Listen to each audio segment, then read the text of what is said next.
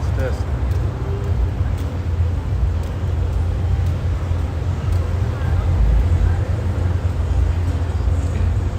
All right, Shalom. Shalom. We are the Hebrew Israelites. We come out week in and week out to prophesy the downfall of America, which is Babylon the Great according to the scriptures, as well as Nineveh, ancient Rome, all right, Egypt, Sodom, Gomorrah, all right, and to also preach to you so-called Negroes, so-called Latinos, and so-called Native American Indians to tell you that you're the Israelites according to the Bible and to repent, for the kingdom of heaven is at hand. I want to start off this video by giving all praise, honor, and glory to Yahweh, Ba'ashem, Yahushua, Ba'ashem, Rakakadash.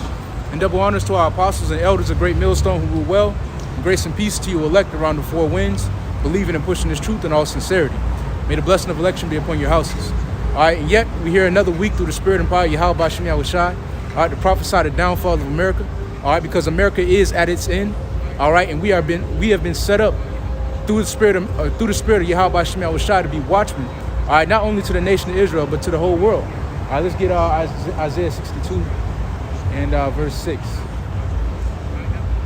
Isaiah 62 and 6. I have sent watchmen upon thy walls, O Jerusalem, which shall never hold their peace day nor night. Right. And through the Spirit, man, the Lord has set up prophets, all right, watchmen, who have been preaching and prophesying and warning day and night, constantly around the clock, through way the unicorn, the internet, all right, through way the highways and byways preaching.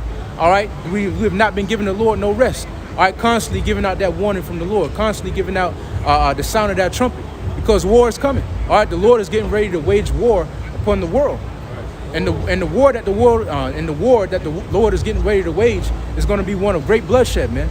And if you're a man, woman, a child in the nation of Israel, it's time for you to repent, because the Lord is not only coming to wage war against the world, He's coming to wage war against 2/3 of the nation of Israel as well. Right. Those who are rebellious, all right, those who refuse to return. Those who refuse to hearken unto the sound of the trumpet that's being blown daily at this point, you know?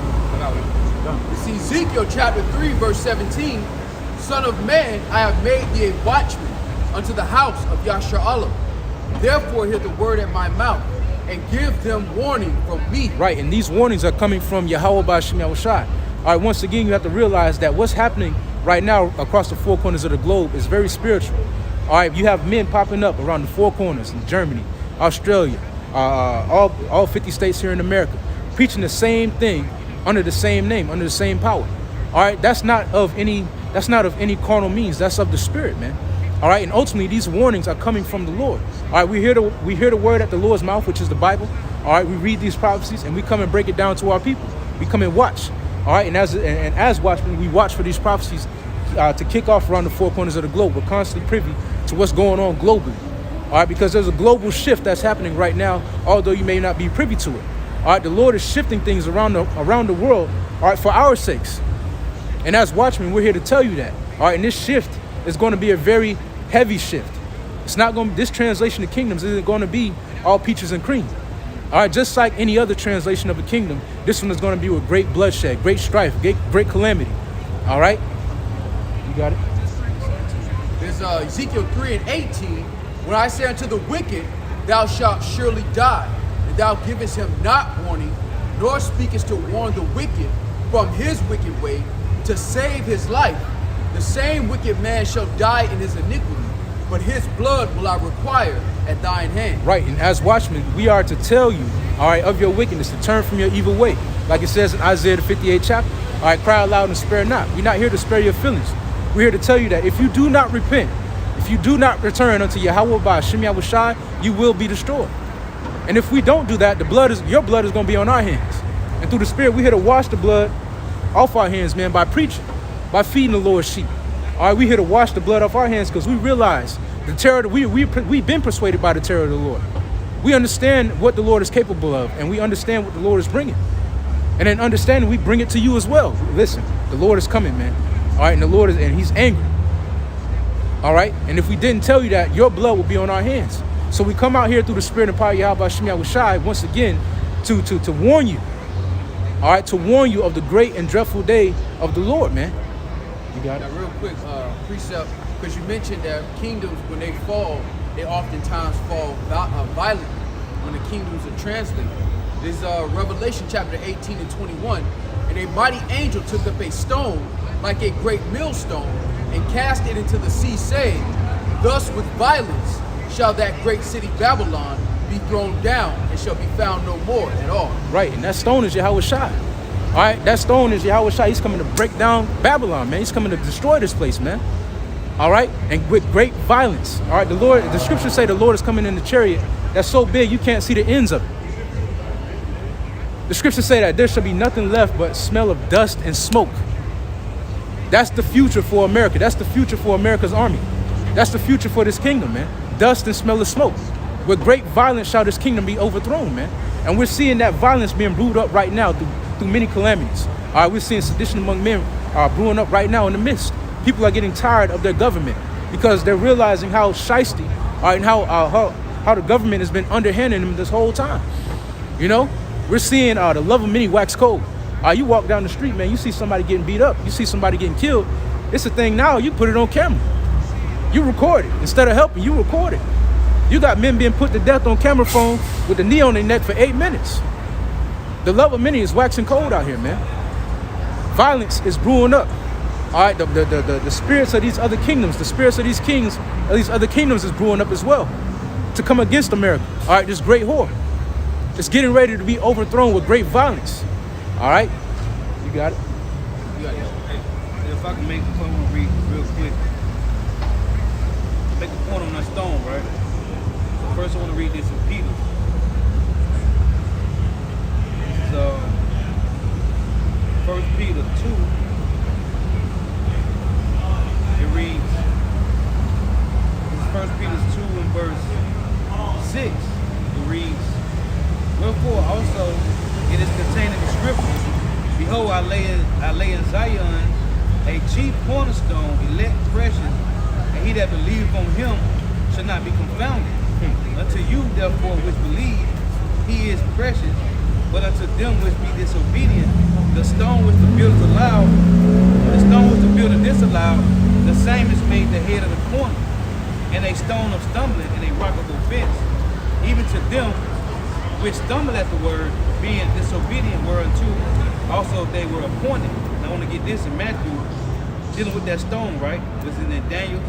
Talk about how that stone destroyed the image, the statue. So Matthew 21 and 44 reads, and whosoever shall fall on this stone shall be broken, but on whosoever it shall fall, it will grind him to powder. And that stone, once again, is speaking about Yahweh Shai. All right, this is our Yahweh Shai is our chief cornerstone. All right, that's the rock in which we build our foundation. All right, in which a lot of these builders disallow. Or you have a lot of even Israelites, man. You have a lot of Israelites who disallow this stone, man, who refuse to profess the power of Yahweh Shai, who refuse to worship Yahweh Shai, who refuse to preach the correct doctrine according to the Spirit, man, the 100% doctrine according to the Spirit. All right, you have a lot of men who disallow, all right, this building that's happening through the Spirit, man. You know, and that's that stone, you know, that was set as a cornerstone, you know, as a chief cornerstone. A lot of our people stumble at it.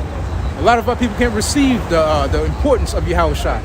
You know, a lot of our people can't receive the need for Yahweh Shai, which is why they're destroyed now, which is why you hear people saying that the name of the Lord don't exist, or we're not supposed to worship Yahweh Shai, or Jacob's trouble is gay, or the MOTB is anything but what it really is. That's why you see these men stumble, because they disallow this chief cornerstone, man. Hey, but that is just said in 1 Peter 2, it said a stone, it say, and a stone of stumbling, and a rock of offense, even to them which stumble at the word, being disobedient, whereunto also they were appointed. They was appointed to stumble at Yahweh Shai. It's the land back off of the stone. This is Daniel chapter 2 and verse 32. The image's hair was of fine gold, his breast and his arms of silver, his belly and his thighs of brass, his legs of iron, his feet of iron and part of clay. Which is all 5 kingdoms. Right. Verse 34, thou sawest till that a stone was cut out without hands, which smote the image upon the feet that were of iron and clay, and break them to pieces. Which it meaning that stone fall on you is going to grind you to powder. Then was the iron, the clay, the brass, the silver, and the gold broken to pieces together, and became like the chaff of the summer threshing floor. And the wind carried them away, that no place was found for them. And the stone that smote the image became a great mountain and filled the whole earth. Right. Hey, if we can get Isaiah the 2nd chapter, all right, and the second verse, all right, because that it said that stone became a great mountain. All right, and we know that mountains are representative of governments in the scriptures. All right, and when Yahushua returns, which is that great stone, all right, he smites down this kingdom and the other kingdoms that are upon the planet Earth. All right, his mountain is going to be established. All right, his government is going to be established. All right, and all nations are going to flow into that. Real quick, this is Daniel 2:44. And in the days of these kings shall the power of heaven set up a kingdom which shall never be destroyed. And the kingdom shall not be left to other people, but it shall break in pieces and consume all these kingdoms. And it shall stand forever. For as much as thou sawest that the stone was cut out of the mountain without hands, and that it brake in pieces the iron, the brass, the clay, the silver, and the gold, the great power hath made known to the king what shall come to pass hereafter. And the dream is certain, and the interpretation thereof sure.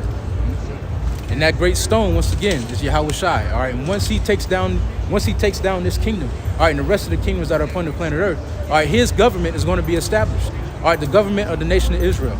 All right, the true government. All right, because what's going on right now isn't a real government. All right, things aren't being governed according to the law, statutes, and commandments of Yahweh Shem Yahushua. All right, but when the Lord returns, all right, things are going to flip right side up again. All right, and there's going to be actual righteousness and actual government forwarded in the earth, and all nations are going to flow unto that government. I got one real quick. This Wisdom of Solomon 6:3. For power is given you of the Lord, and sovereignty from the highest, who shall try your works and search out your counsels. Because, being ministers of his kingdom, ye have not judged aright, nor kept the law, nor walked after the counsel of Yahweh Shai. Horribly and speedily shall he come upon you, for a sharp judgment shall be to them that be in high places. Ooh, and a sharp judgment, that was cold. Like, they say sovereignty is given to you. That's cold. I can read it again. But that's cold. It says a sharp judgment is coming, man. All right, and what is that sharp judgment? Once again, we're going to continue to harp on Yahushua's return. Because we're in the year, as deemed by the elder apostle Tahar, of the year of hastening the Lord's return, man. All right, and the Lord is getting ready to return speedily, all right, and with a vengeance. And a sharp judgment is getting ready to come upon America, man, for all its wickedness. Its sins have reached unto heaven. All right, if you can't tell by now that America is off, that America is full of chaos and that America is wicked, then something's wrong with you at this point. Because all the other nations see it at this point. That's why they separate from the whore, because they see how wicked she is. So the fact that you can't see it, that means you wicked. We got it. This Wisdom of Solomon 6:3. For power is given you of the Lord, and sovereignty from the highest. Ooh, and the Lord is coming with power and sovereignty. The Lord, the brother always brings out this example, all right, of how there's a difference between liberty and sovereignty. You know, sovereignty is when you're completely free.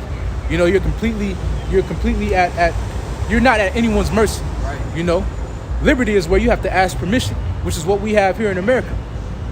But when the Lord returns, man, and he establishes his government, all right, there's going to be sovereignty. Our nation is going to be sovereign. We won't have to go to these other nations for the one of all things no more. We don't. You got it. You got it. Well, it's like Isaiah always bring this out. At one point, the Lord was saying this to us. He was directing it to us. The proud princes have been brought low. And the Lord was saying, look, sovereignty has been given. You had the opportunity, but no other nation ruled over you except for Yahweh Shai, and you didn't judge it right. Same thing, the way the Lord judged us in mercy, he's going to judge them in revenge and vengeance. Because the Lord is saying, look, I've given you sovereignty. Esau don't have to answer to nobody, man. Right. Esau can say today, look, no more gas cars. And everybody's going to work their ass off to make that dream a reality. Get a electric car, yeah. Nobody even going to say, I don't think that's a good idea. Everybody going to be like, all right, what we need to do? You get this side, I'm going to get this side, we're going to make it happen. Yeah. That's sovereignty. But he hasn't judged it right. And that's why scripture say, speedily his judgment is going to be upon him, man. Because he was given the dominion of the earth. He hasn't judged it right.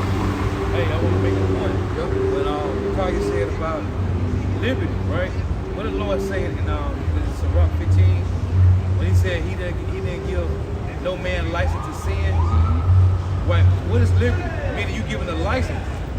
Permission, right? That's you giving permission to do this, man. And what Jake has done, They follow the ways of the heathen. The Lord said, "Envy not the oppressor, and choose none of his ways."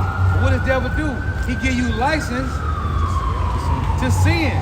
That's permission. You got it. Hey, that's why the government funds the destruction of your children. The government literally pays for that. Now you got some states that's trying to buck up, but that's an example of him giving you license to do iniquity. Right. You got license to change your sex. You got license to smoke marijuana. All right, to defile the temple of the Lord. Right. You got license to do all kind of abominations here in America, which is why it has to go down. At this point, if you can't see why righteousness has to be forwarded in the earth, there's something wrong with you, man. If you can't see why we need the Lord's return, there is something wrong with you, man. What you got? Wisdom of Solomon 6:4, because being ministers of his kingdom, ye have not judged aright, nor kept the law, nor walked after the counsel of Yahweh Shema Shai. Horribly and speedily shall he come upon you, for a sharp judgment shall be to them that be in high places. Right, and the sharp judgment is coming to those who be on high. All right, those families in the earth, all right, that have the power to implement their wickedness, all right, to implement the darknesses of their thoughts. All right, a sharp judgment is getting ready to come upon them, man. All right, we're talking about those 13 head families. All right, those who actually run and govern the world. All right, men like Noah, Yuval Harari, all right, who have the power to actually influence, who have the power to actually enact their evil thoughts, man. All right, such as the Homo Deus, the human gods. Right. All right, implanting a biochip in your brain in order to make you a god. We're dealing with men who actually have the power to influence these things on the planet Earth, and a sharp judgment is getting ready to come to them, man. All right, because all their counsels, man, are nothing but pure wickedness, man. Here it is, you have people saying that at 8 years old, a child can decide whether or not he wants to be another sex. That is madness, man. Here it is, you have transformers going into schools, into libraries, and teaching children. Right. What kind of madness is that, man? This is why a sharp judgment is coming to America, and not for only those offenses, but for many more. All right, first and chief most, for touching the apple of the Lord's eye. All right, you so-called Negroes, Latinos, and American Indians, and forwarding our affliction. That's the chief reason why that's the chief reason why a sharp judgment is coming to America. All right, for touching the apple of the Lord's eye, but you got it. I got one real. Jeremiah 2:3. Israel was holiness unto the Lord, and the first fruits of his increase. All that devour him shall offend. Evil shall come upon them, saith the Lord. Right, and all that devoured us includes all these 17 nations, man. These 17 heathen nations, all of them devoured us. All of them had a part in our captivity. And that's why a sword judgment is coming unto them all, man. Right. Yeah, we're talking about them Arabs, them Chinese, the Ethiopians, them Russians, all right, them Germans, and them Japanese gonna get it too. All of them gonna get it. Because all of them had a hand in our destruction. Like it says in Psalms, the 83rd chapter, they took counsel together to wipe our name out the planet Earth, roughly paraphrasing. Hey, we can hold on, sister brother. Hey, let's get Jeremiah 25. We'll start at verse 14 and read down. Real quick, this Ezekiel 39 and 21. And I will set my glory among the heathen, and all the heathen shall see my judgment that I have executed, and my hand that I have laid upon them. And the Lord setting his glory among the heathen is going to be us, man. All right, when we're in that glorified state, all right, when we're set up as the chiefest of the nations, that's the Lord setting his glory amongst these nations. Ezekiel 39, it said, then Israel shall know that I love them. Yeah, man. Yeah, you got it. Jeremiah 25 and 14. For many nations and great kings shall serve themselves of them also, and I will recompense them according to their deeds and according to the works of their own hands. Right, and how do these nations serve themselves of us? All right, here it is, you have these so-called Elamites, they sell their hair to our women because they know that, according to the curses that befell our women. Licking our wounds. Yeah, they licking our wounds. They know our women can't grow hair, so they sell hair unto them. Foul hair, and they pray over that to all kind of gods. You have the so-called Chinese that set up they whole abomination Chinese shops in our neighborhoods, selling us that abominable meat. Who knows? The Lord knows what that type of meat is, selling it to our people for cheap, capitalizing. They got the idol in the store. Yeah, they got the idols in the store, the Buddha, all kind of the Shiva, whatever they worship, all in the store. I got Jake going off. You got the Arabs in these bodegas selling Jake halal meat, Black and Miles and blunts and all that garbage. You got their ham. version of halal, they can eat camel. Yeah. When you deal with halal, and halal is what praise in our language, meaning that they prayed over it. But then they'll pray over camel, man. You ain't supposed to eat that. And they serve Jake that, man. You got ham in these gas stations. All right, you got these who is that? You got Esau setting up these abortion clinics in our neighborhoods. You got a liquor store on each corner, a church on every other block. That's these other nations serving themselves of us. And for that, like it says, you gotta go. But thus saith the Lord power of Israel unto me, take the wine cup of this fury at my hand, and cause all the nations to whom I send thee to drink it. And they shall drink and be moved and be mad because of the sword that I will send among them. Hey, and to put it in perspective, all right, this is the Lord setting his sword against us right now. And this is the Lord's mercy. We completely destroyed. And this is us drinking of that cup. And this is the Lord's mercy upon us. So how much more for these nations? We ain't gonna be no mercy. Right. The Lord gonna completely devour these nations, man. Ain't gonna be no rising up in the kingdom like this devil said it's gonna Esau gonna rise up after 1,000 years. Hell no, man. Esau gonna be completely destroyed, man. Along with these other nations, man. They ain't gonna get no get back in the kingdom. Hell no. I got. And let's say everybody should drink around for the Lord. So this sword ain't talking about Esau coming down. Because here every nation is mentioned. So this sword is Yahweh shot, man. It said they shall drink the wrath. They shall drink of the cup of the Lord, man. This is Jeremiah 49:12. But thus saith the Lord, behold, they whose judgment was not to drink of the cup have assuredly drunken. And art thou he that shall altogether go unpunished? Thou shalt not go unpunished, but thou shalt surely drink of it. Right. And these nations are surely gonna drink of that cup, man. That cup of wrath, that cup of vengeance, man. They ain't gonna be acquitted from this judgment. Like it says in Nahum, the 1st chapter.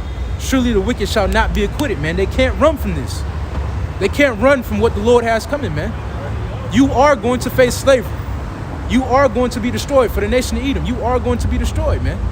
Thus saith the Lord. I got one more for you. Jeremiah 30:11. For I am with thee, saith the Lord, to save thee. Though I make a full end of all nations, whither I have scattered thee, yet will I not make a full end of thee, but I will correct thee in measure, and will not leave thee altogether unpunished. Right, and this is the Lord correcting us in measure. All right, and that's why we're not completely consumed like these other nations are going to be. Because like the scripture say in Hebrews the 12th chapter, the Lord chasteneth who he loveth. Right. So we've been going through little chastisements, slavery, captivity, catching hell, going through the curses as chastisement so that we don't receive that full judgment. Right. Because the full judgment of the Lord is going to be complete destruction. So the reason why we go through these chastisements and these little corrections is because the Lord loves us ultimately, and he doesn't want to see us completely destroyed. We read this and we go back to that. This lamb, this and that go together. You still have something? No. Verse 16 on that is good too. Yeah, You had another precept? Okay, go ahead. Psalm chapter 75, verse 8. That's what I was holding. Read 4. That's the spirit. That's spirit. You said verse 4? Not that 4. Psalm 75 and 4. Because see, the Lord talking to Esau first and foremost. Because he went the furthest in wickedness on the earth. Like I tell you in Jeremiah 51:7, and Revelation 18, their wickedness have reached to the heavens. Also in 2 Ezra 11, their wickedness have reached to the heavens, man. Okay? Go ahead. Psalm 75 and 4. I said unto the fools, deal not foolishly. The Lord said, he said to the fools, deal not foolishly. Now this applies to us first and foremost. But go ahead. And to the wicked, lift not up the horn. You see, the wicked, they lifted their horn up. This devil, man, go ahead. Lift not up your horn on high, speak not with a stiff neck. Right. For promotion cometh neither from the east, nor from the west, nor from the south. But God is the judge. He putteth down one and setteth up another. See, that happened to us. But it's talking to these devils. Go ahead.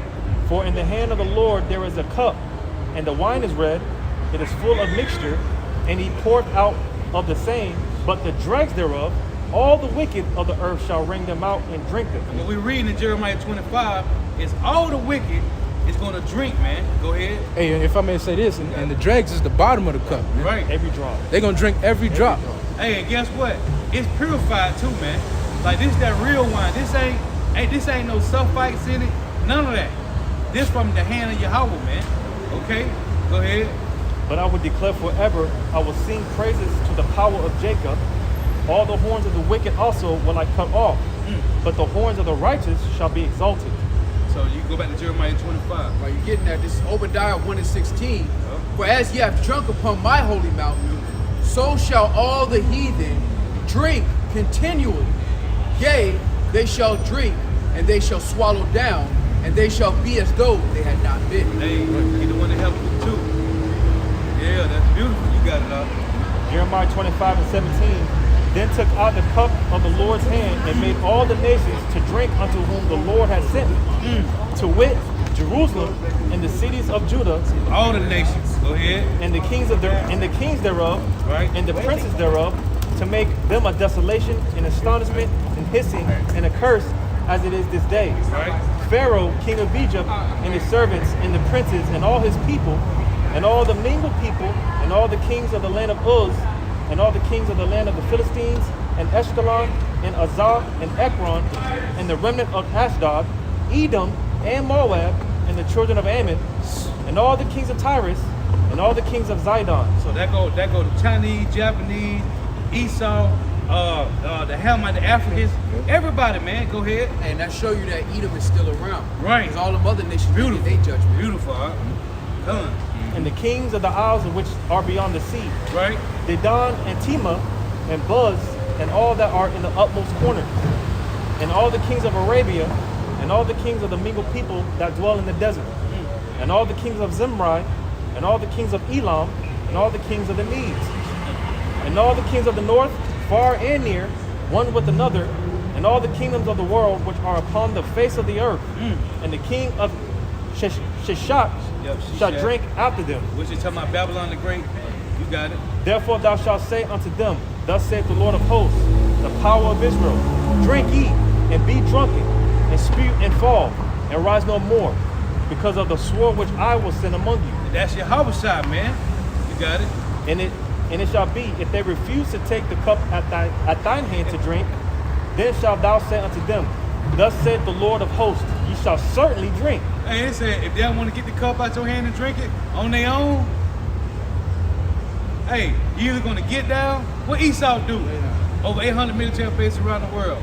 You either gonna get down with these devils or you gonna lay down. Well, that's your how about Shema Shai, man. You got it. For lo, I begin to bring evil on the city which is called by my name, and should ye be utterly unpunished? No, talking about 2/3 of Jake. 1 Peter 4:18. You got it. Ye shall not be unpunished, for I will call a sword upon all the inhabitants of the earth, saith the Lord of hosts. Therefore prophesy thou against them all these words, and say unto them, The Lord shall roar from on high, and utter his voice from his holy habitation. He shall mightily roar upon his habitation, he shall give a shout as they that tread the grapes against all the inhabitants of the earth. I got one for you real quick. Isaiah 42:13. The Lord shall go forth as a mighty man. He shall stir up jealousy like a man of war. He shall cry, yea, roar. He shall prevail against his enemies. I have long time holding my peace. I have been still and refrained myself. Now will I cry like a travailing woman. I will destroy and devour at once. And the Lord said He's gonna stir up jealousy like a man of war, man. It's gonna be a bunch of confusion out here, man. Nobody ain't gonna have no clues, man. They ain't gonna know what to do, man. That's why I say every heart shall melt, man. Right, because You know that was the end of that? That was the end on that. Go ahead, what was you gonna say? right, because when the Lord returns, man, these armies are gonna be fighting each other in World War III. You know, and when the Lord returns, they're gonna be confused. Like, do we keep fighting, or do we come against this spaceship? Do we keep fighting, or do we come against the Lord? And the Lord gonna turn their hearts and stir their hearts up to come and fight against Him, man. You know, but you got it. Jeremiah 25, verse 31.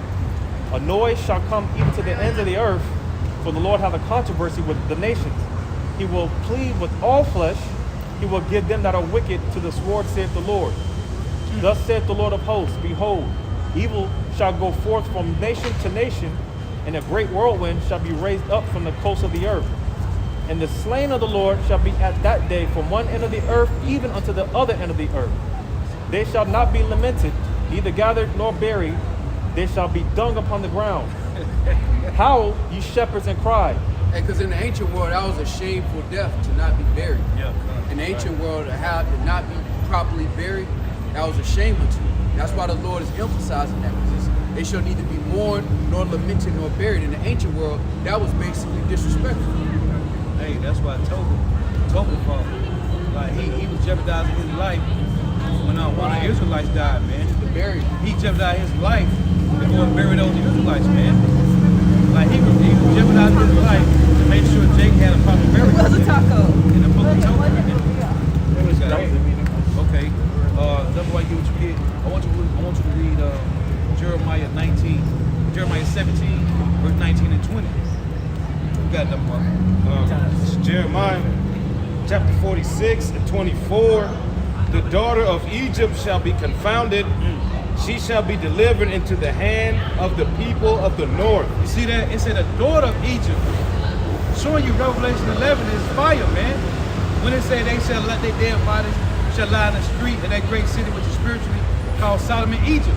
Well, just like this Babylon the Great, this is the daughter of Egypt. The virgin daughter of Babylon, this is the virgin daughter of Egypt, man. Read that again. This is Jeremiah chapter 46 and 24. The daughter of Egypt shall be confounded.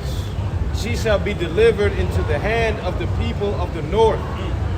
The Lord of hosts, the power of Israel, saith, behold, I will punish the multitude of No and Pharaoh and Egypt.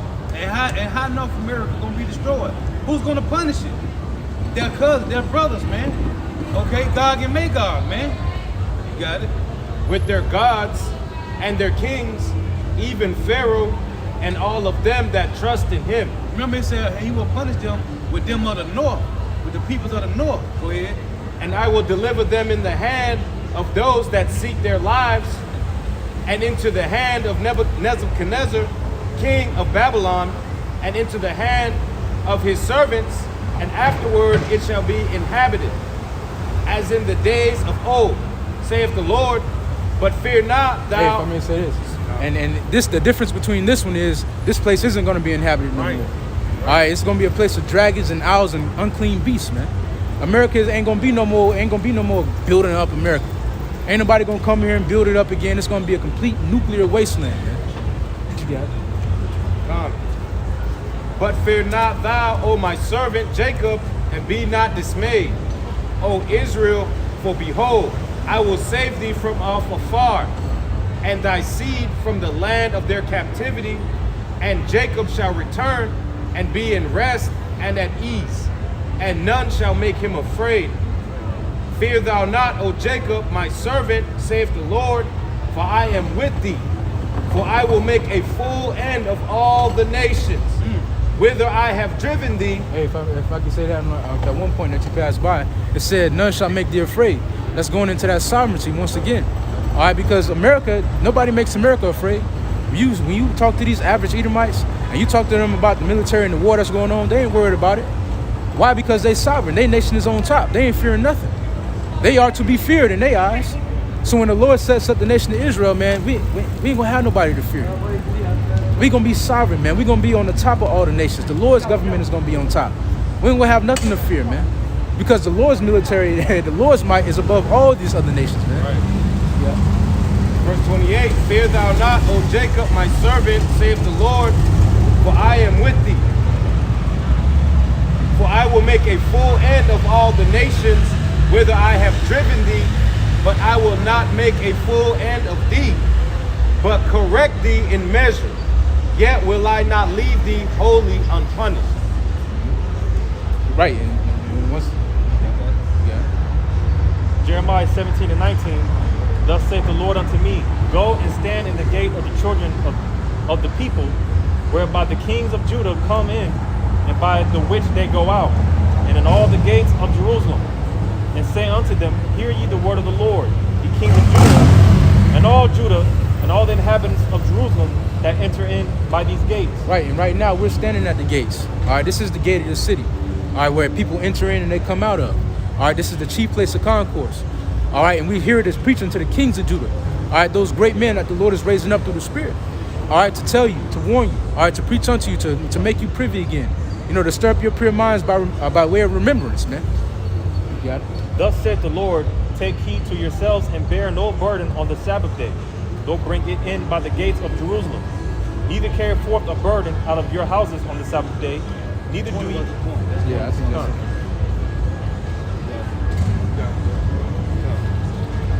This is Isaiah chapter 42 and 1. Behold my servant whom I uphold, mine elect, in whom my soul delighteth. I have put my spirit upon him. He shall bring forth judgment to the Gentiles. He shall not cry, nor lift up, nor cause his voice to be heard in the street. A bruised reed shall he not break, and the smoking flax shall he not quench. He shall bring forth judgment unto truth. right. And the Lord is going to bring forth that judgment that was promised, that was foretold of old, man. All right, all the precepts that we read, all the prophecies that we read about the destruction of Babylon, all right, the virgin daughter of Babylon, all right, that great city, all right, the Lord is coming to fulfill those prophecies, man. All right, we're living in the age of prophecy. Everything around us is prophecy. Everything that's happening around us is prophecy. Prophecy is reality. And reality pretty soon is going to be the Lord coming back with that great judgment, man, that great destruction, which is something that a lot of people are trying to escape. They're trying to pass by, reality by diving into these other philosophies, by diving into these, by trying to break down the scriptures wrong, by trying to, soothe their minds by these different things. But eventually it's going to happen, man. Eventually the judgment of the Lord is going to touch down, not only on America, but the whole world. They call it the doctrines of life. Yeah, the doctrine of life. Yeah, that prosperity doctrine. Doctrine of life. There is no life coming to America. Right. America has been prophesied to be destroyed, man. I got real quick. Deal with Isaiah 42 and 3. It says, "The bruised reed shall you not break, and the smoking flax shall you not quench." That basically means the ones that are meant to save, he's not going to break them, and the ones who are going to get their judgment, he's not coming to interrupt their judgment. He's completely in accord with his Father. All right? Clarification. Read the last line of that verse you read. When it says his judgment, through judgment he bring truth. Come. This is Isaiah chapter 42 and verse 4. Verse 3. A bruised reed shall he not break, and the smoking flax shall he not quench. He shall bring forth judgment unto truth. This is Psalm 89 and 14. Justice and judgment are the habitation of thy throne. Mercy and truth shall go before thy face. Right, and mercy is going to manifest its way through way of the judgment, man. All right, this is the Lord. Hey, the scriptures say death is better than continual sickness. And Esau has been a plague to the world, man. And Jacob's been a plague to themselves. So the judgment that the Lord is coming with is mercy. You holding something over there? Y'all got something? What you looking for? Golden cup. Jeremiah 51. Yeah, Jeremiah 51 and 7. Jeremiah 51, I'll start at verse 6. Yeah. It says, flee out of the midst of Babylon and deliver every man his soul. That's talking to the whole elect, man. Right, and that's not talking about a physical fleeing. Right. Ain't no plane ticket that you're going to catch to anywhere that's going to allow you to escape the judgment of the Lord, man. The eyes of the Lord are upon all places, man. You are a part of the Lord. His spirit is within you. So where the hell can you run to? It's speaking about running and departing spiritually and mentally. That's the main focal point of our mission right now, is to depart mentally and spiritually. All right, the Lord will handle our physical departure when he returns. Lord willing, we're at that number. Right. And even King David said it, man. He said, if I go into the depths of the earth, if I go and hide to a bunker, thou art there. If I get wings and fly, you up there. If I go to the bottom of the ocean, thou art there. That's why I tell you in Amos 9, when these devils gonna try to go into their bunkers, they gonna try to go into their $1 billion submarines. They're gonna go into their $1 billion submarines and try to go into the ocean. They're gonna try to go hide in the mountains. The Lord is there. That's gonna be your prison till destruction over with. Verse 6 again, because if I may say as well, the physical part is going to come, was that Revelation the 18th chapter, when the elect, when they hear that word, matter of fact, I read Revelation 11 and 12. Is it? Yeah, 11 and 12. Revelation 11 and 12, I'll read it real quick. I don't know if that's what you were talking about. They heard a voice say, "Come up hither." Yeah. And the great earthquake happened. Come. Revelation 11 and 12, it says, and they heard a great voice from heaven saying unto them, come up hither. And they ascended up to heaven in a cloud, and their enemies beheld them. So that's when the physical departure is going to take place. But as far as Jeremiah 51 and 6, that's going into the spiritual aspect. You know, mentally, Spiritually and emotionally. yeah. You know, we our mind is focused on heaven, right? So back in Jeremiah 51 and 6 again, flee out of the midst of Babylon and deliver every man his soul. Be not cut off in her iniquity, for this is the time of the Lord's vengeance. He will render unto her a recompense. Babylon hath been a golden cup in the Lord's hand that made all the earth drunken. The nations have drunken of her wine, therefore the nations are mad. And that's all. You want to speak on it? No, because I was just going to say, America, she pretty much served her purpose. You know, meanwhile, these people out here thinking that America's going to be here forever. You know, these people thinking that America's never going to be taken down, right? But America, she served her purpose, and now we're coming into the time where the Lord is going to judge this place. And the nations have drunken her wine, man, and now the nations are mad. These other nations have followed after America, her ways. They took on democracy. They took on this FRN, and now they're realizing the wrongs in their ways. You know, the errors in their ways, and now they're mad. Now these nations are starting to understand what America has truly been doing to them, which is jipping them out of their piece of the pie. Here it is, these nations came together, and they were supposed to be a conglomerate. They were supposed to work together. You know, the world was supposed to be ran by them, you know. But here it is, America the whole time has been jipping them out of their piece of the pie. You know, now democracy is in India. Now you have these women twerking on poles, man. Elon mad over that shit. China over there, you got certain Chinese people accepting democracy. Hell no. You got the Chinese over there, they angry about that, man. And when you deal with Taiwan, Taiwan is a democracy. All right, China is a communist party. They deal with communism. And Taiwan, even though they're supposed to be a part of China, they resist them because they got Esau as a protector, pushing democracy. Right.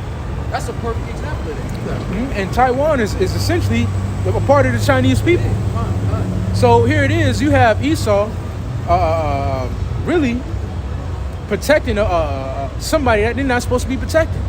That's his people. Those are Chinese, man. So here it is, you have Esau. Nah, if they want to be democracy, if they want to be a democratic nation, they could be a democratic nation. They don't have to follow after your ways. And China's mad about that shit, rightfully so. If I could say this, they don't recognize Taiwan as its own independent country. At least that's what they tell people. The reason Nancy Pelosi and that whole China situation got so flustered is because China is like, on one end, y'all telling us that Taiwan is a part of our country. And on the other end, y'all going over there making deals with them without us. Right. So at one end, y'all saying they're a part of us, and then on another end, y'all meddling in our affairs. Right. And then on top of that, it's like they realize why America is defending them. Because Taiwan is a huge proprietor in the chip manufacturing. Absolutely. So the only reason why America want to defend Taiwan is for them chips. And China realized that. It's not because they want to see them with a democratic nation, they want to see them prosper. Hell no. Esau don't give a damn about their politics. Right. He want to rule over that chip manufacturer. He want to rule over their resources. He want to extract those resources, and China sees that, and they saying, nah, you can't take advantage of our people like that. We want, those are our resources. Hey, that's what the Lord said, meddle not in other people's business, man. Don't get in other people's affairs. Let me read this. Obadiah 1:7 reads, all the men of thy confederacy, which is in Psalms 83, which we read in Jeremiah 25, have brought thee even to the border. The men that were at peace with thee have deceived thee and prevailed against thee. This is a future prophecy. They that eat thy bread have laid a wound under thee. There is none understanding in him. And China is a perfect example of that, because in the late 70s, one of their presidents opened up China to the world, basically the Edomites, so that they could come in there and do business. And from that deal till now, they were able to stack up the money that they needed to turn their plowshares into swords. That's what they done. That's why they ate your bread and they laid a wound under you. They supplanted you. Now they about to deal with Russia. But the only reason they strong enough to do that is because of the deal you made with them to manufacture all of your products over there. Matter of fact, I believe it's they track. So once they opened it up in the late 70s, China was able to rise to power because everything is manufactured there, based on them deals in the late 70s. So those men that were Confederate with you, now it's game time. Now they got submarines. Right. Now they looking at you like, man, we got shit too. You got a gun, we got a gun. What you want to do? Right. And that's why we headed into the Third World War, man. Right. Now everybody's been made a factor in this next world's war. All right, and where it was at one point in time, Elon wasn't a huge proprietor in the war. You know, Moab wasn't a huge proprietor in the war. They didn't have that power like they have now. You know, North Korea wasn't as powerful as they are now with these missiles. You know, Russia wasn't as powerful as it was now. But now, since through all this Confederacy, through all these tradings and these deals, all right, they've began to accumulate power, and now they're able to come against the beast. Now they're strong. You know, now the weak are saying, now we strong now. Now you can't bully us no more, because America's been the bully on the block. You know, they've been forcing that wine upon all these nations, but now that bully, hey, now all the nations done turned into a bully. I'm gonna read it for you. Joel 3:9. You had it. Your bro mentioned it earlier before we even got on this, before this spirit even turned. Yeah. Joel, you go ahead. You can read it up. Go ahead. You got it. This is Joel chapter 3, and verse 9. Proclaim ye this among the Gentiles, prepare war. Wake up the mighty men. Let all the men of war draw near. Let them come up. Beat your plowshares into swords. Hey, if I can hit on that first part, it says, wake up the mighty men.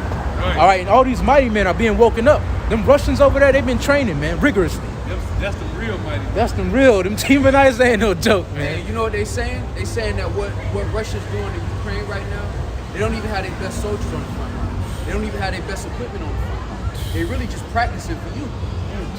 That's what they over there doing. They using it because they actually trying to get Ukraine as a whole and bring them in. They ain't trying to just completely flatline. Because if they want to run through them like a troop, it's over with. Yeah. They said that there was a point in the war with the Ukraine where Russia fired a hypersonic missile. They didn't even find out till a couple seconds before it hit. Wiped out everything. 400 men gone like that in the nighttime. A hypersonic missile, nighttime, 400 dead, and the equipment is unusable. It's only scrap metal now. They practicing right now. Oh, yeah. You got China over there in the South China Sea, shooting them missiles. You know, practicing their drills. This ain't for no reason. I ran in Russia. Right, so these mighty men are practicing together. Yeah, man. You know? And this crowd gonna say, so these devils gotta defend. So you got North America gotta defend Israel from Iran. They gotta defend Taiwan from China, and they gotta defend Ukraine from Russia, man. Right. So they split 3 ways, man. And all of that is proxy wars. Right. The reason they don't want to lose Taiwan is because if they do that, they're going to lose their foothold in the nation. That's like if you somebody who done conquered and you got garrisons, you lose Taiwan, that's an instrument. That's like losing one of the tools in your tool shed. They using them to play off of China, man. I got one. Yeah, come on. It's Joel 3 and 10. Beat your plowshares into swords and your pruning hooks into spears. That's a tool used for agriculture. Right. Lord saying, forget about supplying food for your country. Let's get your military up. Let's get your arsenal together. Right. Hey, that agricultural budget is going toward the military. Yeah. And that happens before every war. Yep. You know, even before World War I, World War II, all right, the manufacturing of weapons was huge. All right, the military budget skyrocketed, man. And you know why? Because the West. The scriptures say that this is he that turned the world into a wilderness. They ain't got no damn option. Right. They may want to invest in fruits and vegetables and educating their kids, but everybody got a gun, so everybody got to be strapped. So that's the spirit of the Lord, because this is what Esau says in his mind, Wisdom of Solomon 2:11, that our strength be the law of justice. Right. For that which is feeble is found to be nothing worth. Right. And Esau done that so much that all the other nations are like, well, shit, we got to play by this playbook too, shit. Let's get some duct tape and put a missile together or something. We got to have something. We got to deuce or something. We got to have something, man. Right. They can't just run through us like they did the boys with them sweatpants and them AKs in Afghanistan. We got to have something for them. Right. Hey, because eventually you realize after you've been getting bullied, turn the other cheek don't work. That shit don't work. You got to stand up for yourself, man. At some point, if you want to get away. And that's what these other nations are realizing, man. We can't just lay down no more. You know, we getting trampled right now. We gotta rise up. And that's exactly what they're doing, man. The mighty men are being raised up here in these latter days through the spirit of Yahweh Bashim Yahushua. You got it? Called it my 42 children. They gonna be hollering like that for real. Joel 3 and 10. Beat your plowshares into swords and your pruning hooks into spears. Let the weak say, I am strong. Assemble yourselves and come, all ye heathen. And that's exactly what's happening. The BRICS nations are in direct opposition with the West. All right, China and Russia trying to get around that dollar. It's direct opposition. All right, because once they're able to do that, this economy falls flat on its face. This is a consumer nation. Nothing is produced here. That means you talking shit from the same people you got to go buy milk from. Right. That's why the EU going through the hell they going through over there. Because they followed America down this hole, and now Russia say, man, fuck you, we ain't selling you no gas. Do something, figure it out. And now they hurt. They got an energy crisis going on. Because they done followed the whore in the deep waters, man. But only the prophets through the spirit, beginning with our apostles and elders, had a whole scope. Why it's happening. Right. Everybody else got little pieces of the puzzle. But this is all why it's happening, for the Lord's sake, for the Lord's pleasure, and for his people, beginning with the elect under Yahweh Shai, man. Yeah, you can get when y'all get Isaiah 34:1. But this is about the Lord that's gathering these nations, man. Yep. In Revelation 19, Yahweh Shai, hey, the Lord, the brother just read it. He said he shall stir up jealousy like a man of war. That's what Yahweh doing, man, through Yahweh Shai. Because he want to give his son some entertainment when he return, man. Because that's all it is, entertainment, man. Exodus 15:3 said the Lord is a man of war. I'll finish this real quick. It's Joel 3 and 11. Assemble yourselves and come, all ye heathen, and gather yourselves together round about. Thither cause thy mighty ones to come down, O Yahweh Shema Shai. And that's talking about the angels, man. That's the angels turning the hearts of these kings down here, man. They tell you that also in Isaiah 13:3. They say, thou sanctify one. They down here intervening everything, man. Because it appeased the wrath of the Lord. They appease the wrath of the Lord doing the Lord's work, man. You got it? Verse 12, let the heathen be wakened and come up to the valley of Yahweh Shaphat, for there will I sit to judge all the heathen round about. Hey, now once you read that, get real quick, get Revelation 16, and I think it's verse either 14 or 15. And that valley of Yahweh Shaphat is over there in the area of Saudi Arabia. That's why all these nations are going to gather themselves to fight in this third world's war. It's Revelation chapter 16 and verse 16. And he gathered them together into a place called in the Hebrew tongue, Amagadmon. That's the army, man.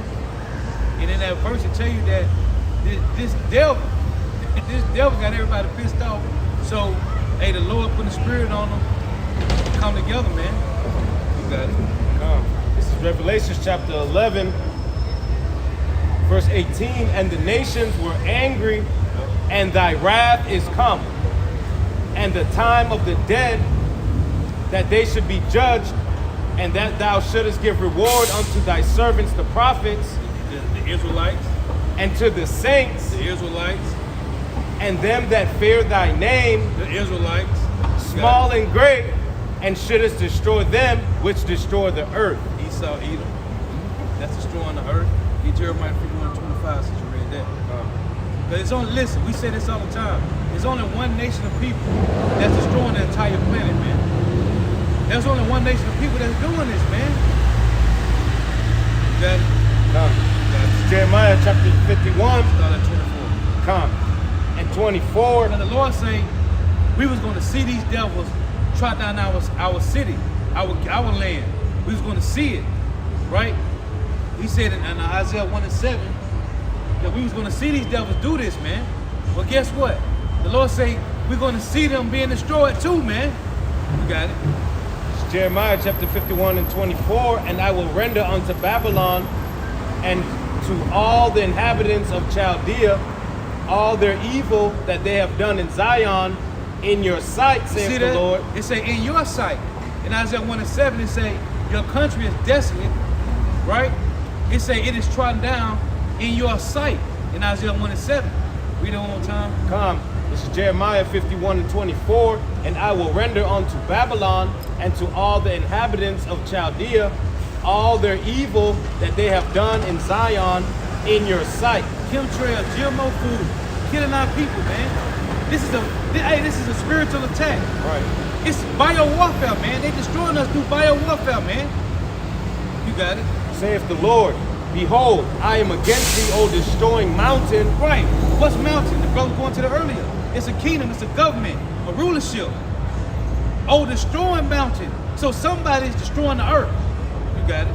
Come, saith the Lord, which destroyeth all the earth, and I will punish, Salakia, and I will stretch out my hand upon thee, and I will roll thee down from the rocks, and I will make thee a burnt mountain. See? And that's going to be by way of those ICBMs, all right? As well as the lasers from the chariots, the fire from the chariots. The Lord's going to make this a burnt mountain. It's going to be a monument of what not to do on the earth. Man, them warheads that's coming off those missiles, man. 200 million. 200 million, man. Warheads, man. And when you go into how they work, they propel into the heavens. Because the Lord say his sword is going to be bathed in heaven. That means it's going to go into that what's the lower atmosphere, that's what you call it. It's going to go up there because the propulsion system put it up there. And then it come back down and then the warheads come out. That's a glittery sword. Right, then the warheads come out and then they all set to a certain location. Yep. Esau got these, the Lord put the spirit on him to do this. Yeah, man. Just so the Lord would have a more efficient way to judge. Now he ain't got to raise up an army of 50,000 men and bring them. Now he can just drop missiles on them. Right. And he used the devil to do it. This is the king of the sword anyway. He's the best at wickedness and death, man. And the Lord put him to work to make an instrument for the Lord's work, man, for the Lord's purpose. That's to destroy millions of people like that. Now I'm about to brother point with this. Isaiah 9:5. For every battle of the warrior is with confused noise and garments rolled in blood. But this shall be with burning and fuel the fight. So imagine getting these kind of prophecies when they have a word for missiles. Imagine them reading that in the ancient world, in the synagogue, like, man, fuel the fire. Man, we beating sticks together. How they gonna fight a war with something with fuel of fire? Now we know. This was the Lord giving us that high tech before the tech was even available, man. No more confused noise. It's gonna be what? What they say in Edris? The smell of what? Dust and smell of smoke. Dust and smoke. That when that besom of destruction, because it hit and then that heat wave hit, and it just anything in front of it, it smashed it. They were saying that with the atom bomb, you had some people's shadows plastered on the ground, man. Yeah. That's how hot it got, man. And this is even worse. Lockheed Martin, all of these different companies, the Lord put them to work because these missiles are going to be used. And it's going to be used on the West, who has been the main proponent of death and destruction across the planet in the name of freedom and democracy. Damn hypocrites, man. I can read this. It's like I know y'all got this up. Isaiah 30:1. Come near ye nations to hear, and hearken ye people. Let the earth hear, and all that is therein, the world, and all things that come forth of it. For the indignation of Yahweh Shema Shah is upon all nations, and his fury upon all their armies. He hath utterly destroyed them, he hath delivered them to the slaughter. Their slain also shall be cast out, and their stink shall come up out of their carcasses, and the mountains shall be melted with their blood. And all the hosts of heaven shall be dissolved, and the heavens shall be rolled together as a scroll, and all their hosts shall fall down as the leaf falleth from off the vine, and as a fallen fig from off a fig tree. The Lord gonna make easy work out of these militaries, man. And for this same purpose, did the Lord build them up and give them the CIA, give them these elite warriors, these Edomites that all they do is practice. All they do is practice knife fights in different languages and all kind of shit to go do some dirt and with no flag on their chest. Right. But the Lord's about to make a speedy riddance in them. When you deal with the mighty men that's gonna cry bitterly, it's gonna be men who know death, men who know how to kill. Them gonna be the ones that don't know what to do. Yep. And the Lord's gonna still put the spirit on them to fight, because that's how they train. They train to overcome their fear and fight in the midst of utter destruction. That's how they're literally trained, man. So when this thing hit, they're gonna be scared, but they're gonna yet durst fight, because the Lord put the spirit on them to be trained as such. And for this purpose, the Lord's gonna make a name out of this. That's how the reputation of the Heavenly Father is going to be reintroduced to the world. When Jay-Z allowed me to reintroduce myself, I'll shot your edition. Then they're going to know the Lord. Then they're going to know the Lord. But it's going to be through that judgment for the heathens, man. You got it out. Joel chapter 2. Joel chapter 2, verse 7, it says, "They shall run like mighty men. They shall climb the wall like men of war." Might as well start up. Start that phone Might there, as well bro. start up. Verse 4. Joel 2 and 4. The appearance of them is as the appearance of horses, and as horsemen, so shall they run. Like the noise of chariots on the tops of mountains, they shall leap. Like the noise of a flame of fire. Like, you know what? Start at 2. Verse Start 2. at 2, yeah. Yeah. Start at- Hey, it says like horses, because you have to remember in that time, what was the fastest thing in the ancient world? Horse. A horse. Ow. So when they look at, the only thing you can compare it to is the fastest thing they had at that time. A horse. You got And I it. go into that all the time, man. Joel and John in Revelation saw the same vision, man. They mentioned the same vision, man. Go ahead. So Joel 2 and 2. A day of darkness and of gloominess. A day of clouds and of thick Let's darkness. read one. Because they're talking about blowing the trumpet. Come. Yeah. Blow ye the trumpet in Zion, and sound an alarm in my holy mountain. You've been warned, man. You've been warned that North America will be destroyed with missiles. You've been warned to repent. The kingdom of heaven is at hand. You got it? Let all the inhabitants of the land tremble, for the day of the Lord cometh, for it is nigh at hand. A day of darkness and of gloominess, a day of clouds and of thick darkness, as the morning spread upon the mountains. A great people and a strong, there have not been ever the like, neither shall be any more after it, even to the years of many generations. A fire devoureth before them, and behind them a flame burneth. Right. The land is as the Garden of Eden before them, Everything is all fine and dandy right now. Everybody living all happy, peaches and cream. But what? and behind them a desolate wilderness. Yea, and nothing shall escape them. And you gotta envision that. When you in your local city, just look around and imagine this shit being a desert. Yeah, man. Yeah. That's gonna be, when it happens, that's gonna be like, wow, the Lord did it, bro. That's what we anticipate. The skyscraper, everything in this flatland. As far as the eye can see, it's a desert. That's, according to prophecy, that's what's gonna happen to this place. Right. Hey, Got it. now back that point.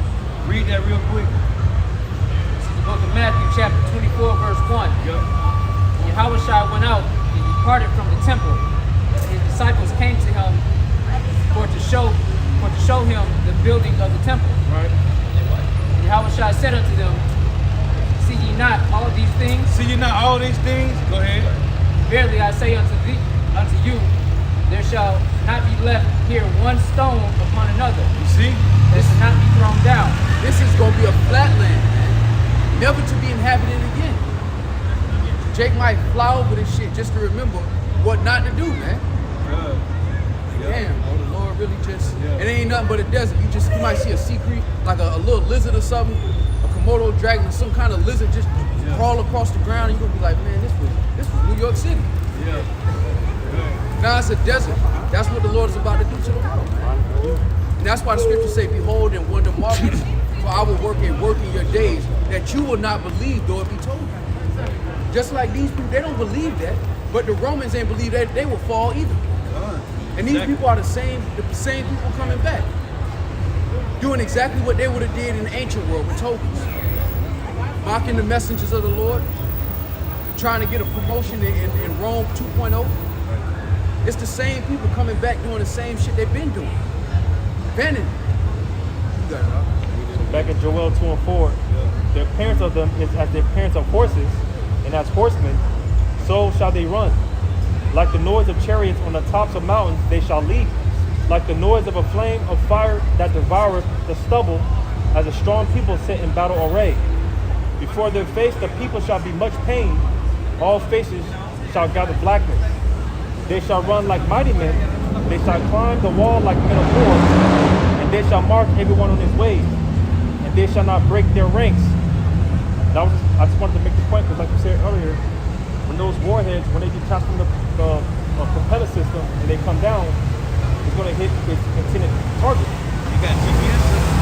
And when it said they shall not break their ranks, those warheads, they're not going to hit one another in mid-flight or misfire or anything like Right, that. none of that. It's going to hit its intended target. Right. Because the scriptures talk about how the Spirit of the Lord is a consuming fire. So the Spirit of Yahweh Shemel Shah is going to be in those missiles and it's going to be guiding them to its intended target.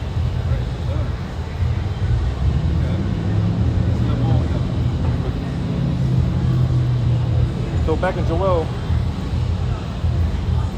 chapter 2, verse 8, it says, neither shall one thrust another, they shall not walk, they shall walk everyone in his path, and when they fall upon the sword, they shall not be wounded. They shall run to and fro in the city, they shall run upon the wall, they shall climb up upon the houses, they shall enter in at the windows like a thief. So imagine these ancient men watching warheads hit buildings, watching warheads eat through a city, fall on the city, climbing up walls, the smoke from the propulsion system. Then watching them big old trucks that they use to launch off the missiles, and watching how they move and they guide. That's all of these things the Lord judged. The Lord used Esau for this purpose, man, to bring about this great judgment. And the ancient men of our nation saw these things before they had a word to describe it. He said this in Jeremiah 20, Jeremiah 50, 51, and Jeremiah 50, 25. It said this is the weapons of the Lord's armory, man. This is the weapons of his armory, man. These missiles, Isaiah 54, 16, he created the smith upon the coals of the fire, man. Right? You got it. Go ahead and read that. Finish reading that and down to 10. So verse 10, it says, Joel 2 and 10, the earth shall quake before them, the heavens shall tremble. You see, the earth shall quake before them, right? Go ahead. The sun and the moon shall be dark, and the stars shall withdraw their shining. Now make the point on the earth shall quake and tremble before them. Go back to Revelation 11 and 12 real quick. Because right after the elect get beamed up into the chariots.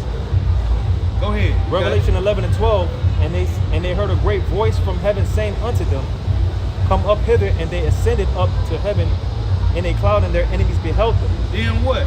In the same hour was there a great earthquake, and the 10th part of the city fell. That's talking about North America. North America, from 0 to 9, 10 numbers. You got 10 FEMA zones. From 0 to 9, every state got a zip code and every go from 0 to 9, man. Okay? Go ahead. And in the earthquake were slain of men 7,000. Which is a complete number of people being destroyed. Go ahead. And Esau, Edom first and foremost, but 2/3 of Jake too. You got it. And the remnants were affrighted, Right. And gave glory to the Most High of heaven. Shalom, Makim. See? The remnant gonna be because they said they shall scarcely get saved in 1 Peter 4:18. What you got, brother? Real quick, this is Isaiah 24 and 20. The earth shall reel to and fro like a drunkard. Right. It shall be removed like a cottage, and the transgression thereof shall be heavy upon it, and it shall fall and not rise again. He said the earth shall reel to and fro, man. From the missiles, man. Now you can go back to Revelation 9 and 16. So what the brother just read in Joel 2 and what John saw is the same vision, man. He said he saw these men with armor on horses. You got it. Because in the ancient time, when it said it in Joel 2, can you read that verse again when it say, as a strong people in battle array? When it said the strong people in battle array, I just read in Isaiah 9 and 4 and 9 and 5, it say every battle warrior was confused noise and garments rolled in blood. So that was Joel liking that to Isaiah 9 and 5. Read it. Joel 2 and 5, like the noise of chariots on the tops of mountains shall they leap. Right. Like the noise of a flame of fire that devoureth the stubble, Right. As a strong people set in battle array. It say as a strong people set in battle array. So So in Isaiah 9:5 it say every warrior is like confused noise and garments rolled in blood. So that's how he was liking the missile, you guys. It's Revelation chapter 9 and verse 16. And the number of the army of the horsemen were 200,000. When you look this up, if you got like the precept Bible I got, it tell you that it's 200 million. Go ahead. And I heard the number of them. And thus I saw the horses in the vision, and them that sat on them, having breastplates of fire, and of jacinth, and brimstone. And the heads of the horses were as the heads of lions. Which is the warheads. Go ahead. And out of their mouths issued fire and smoke and brimstone. We know horses don't got no fire coming out of their mouth, man. So what is that talking about? Keep reading on that. By these three was the third part of men killed by the fire, and by the smoke, and by the brimstone, which issued out of their mouth. Who are the third part of men? Esau, Edom. Right? You got the sons of God, the Israelites. You got the sons of men, the 16 heathen nations. And you got the sons of the wicked, man. It applies to them first. Of course, 2/3 gonna be destroyed. But it's talking about these devils, man. You got it. Verse 19, for their power is in their mouth. Right, because of the warheads. Right. You got it. And in their tails, for their tails were like unto serpents, and had heads, and with them they conversed.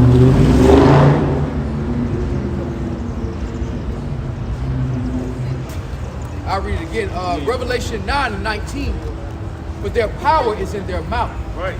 and in their tails. For their tails were like unto serpents. Because they get propelled. Right. And when they say serpent, they come from the smoke trail. When Right. they go up in the air, they look like snakes. Right. So this is the vision that John saw. And Joel saw the same vision, man. You got it. And that's why I say the power is in their mouth and in their tails. Right. Because the power, the propulsion, Right. and then the power when they actually come down and actually let off that fire and that brimstone. Because basically the same technology that the Lord had to destroy Sodom and Gomorrah, he gave the ability for Esau to create it. Beautiful, bro. Great minds think alike. Bro, the Lord, he showed us examples. It said he destroyed Sodom and Gomorrah and the other 3 cities with fire and brimstone. That's beautiful, huh? Because the Lord gave these devil tech to put it and cap it in something. Hey, let's bottle this up. Let's bottle it up and sell it. Why not, shall we? Yeah. That was cold, huh? I got to land back off that. This is Jude, verse 6. And the angels which kept not their first estate, but left their own habitation, he hath reserved in everlasting chains under darkness unto the judgment of the great day. And those angels are the Israelites, man. That are in these chains of darkness, these bodies. All right, this corruptible flesh, if you will. You know, you see, you got it. Right, shaping in iniquity. Verse 7, even as Sodom and Gomorrah and the cities about them in like manner, giving themselves over to fornication and going after strange flesh, are set forth for an example, suffering the vengeance of eternal fire.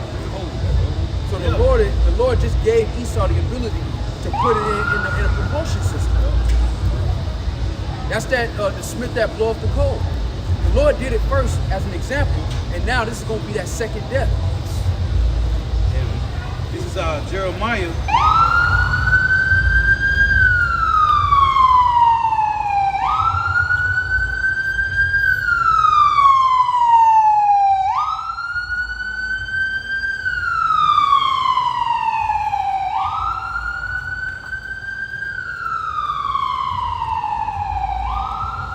Jeremiah 50 in verse 24 it reads, I have laid a snare for thee, and thou also taken, O Babylon, and thou was not aware.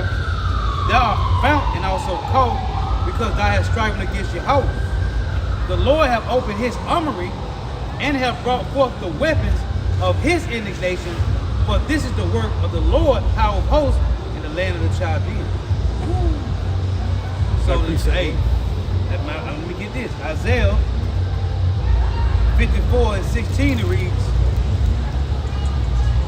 Behold, I have created the smith that bloweth the coals in the fire, and bringeth forth an instrument for his works.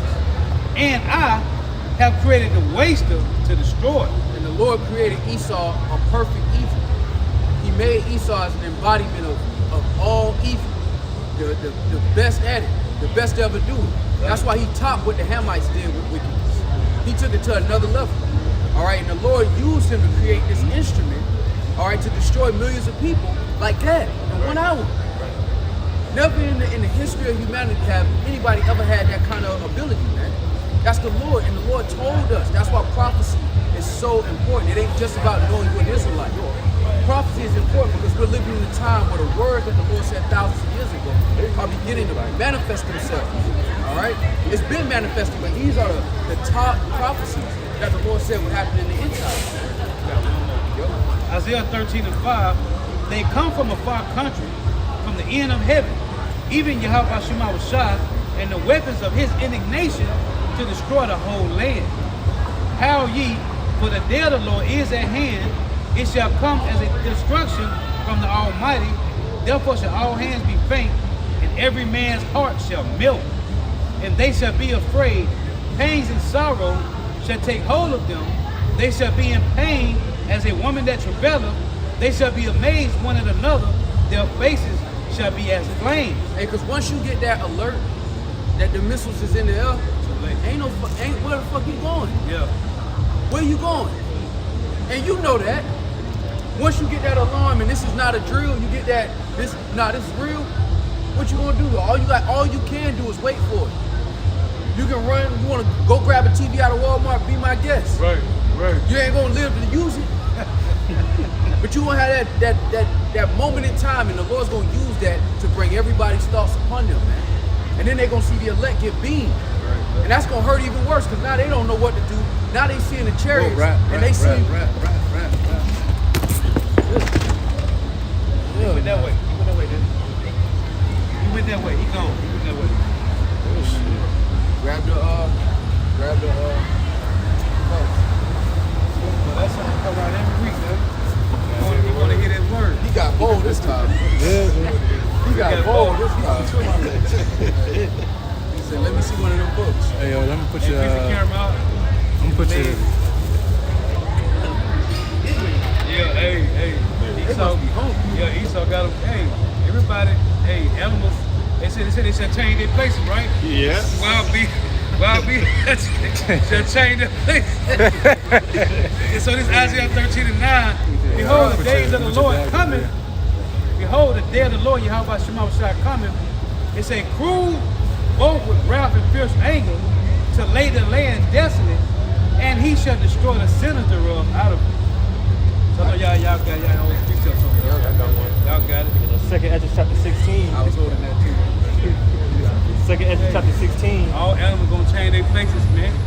Esau, the scripture say everybody. It said, what was that? Romans 8. The whole earth groaneth, man, and travaileth, man, because of these devils. Waiting on Yahweh shall return, man. Y'all got it. Second Ezra 16, starting at verse 13. For strong is the right hand that bendeth the bow, his arrows that he shooteth are sharp, and shall not miss when they begin to be shot into the ends of the world. Behold, the plagues are sent, and shall not return again until they come upon the earth. Because again, that's all they had to describe it. All they had was technology. The ancient world, all they had was arrows. They didn't have the technology that we have today. So when they saw that those missiles, the ancient men of our nation, they said, look, they're similar to arrows. Because you couldn't shoot no arrow from the end, from one end of the earth to the other. That's how we know it's not talking about literal arrows. And when you shoot an arrow from his bow, you can't retract it. Yeah. Verse 15, it says, the fire is kindled and shall not be put out till it consume the foundation of the earth. Like as an arrow which is shot of a mighty archer returneth not backward, even so the plagues that shall be sent upon earth shall not return again. So just wanted to show that point, because like the brother said, once you get that alert about the missiles, there's nothing you can do about it. Once those plagues, once those arrows, missiles, once they get shot from those silos, there's no coming back. Hey, so like every night the plantation, right? Overnight, they always send off boom, boom. This is just a test, right? About 2 weeks ago, it said,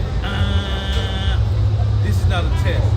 We're checking to make sure the system works just in case. I was like, oh, what's going on?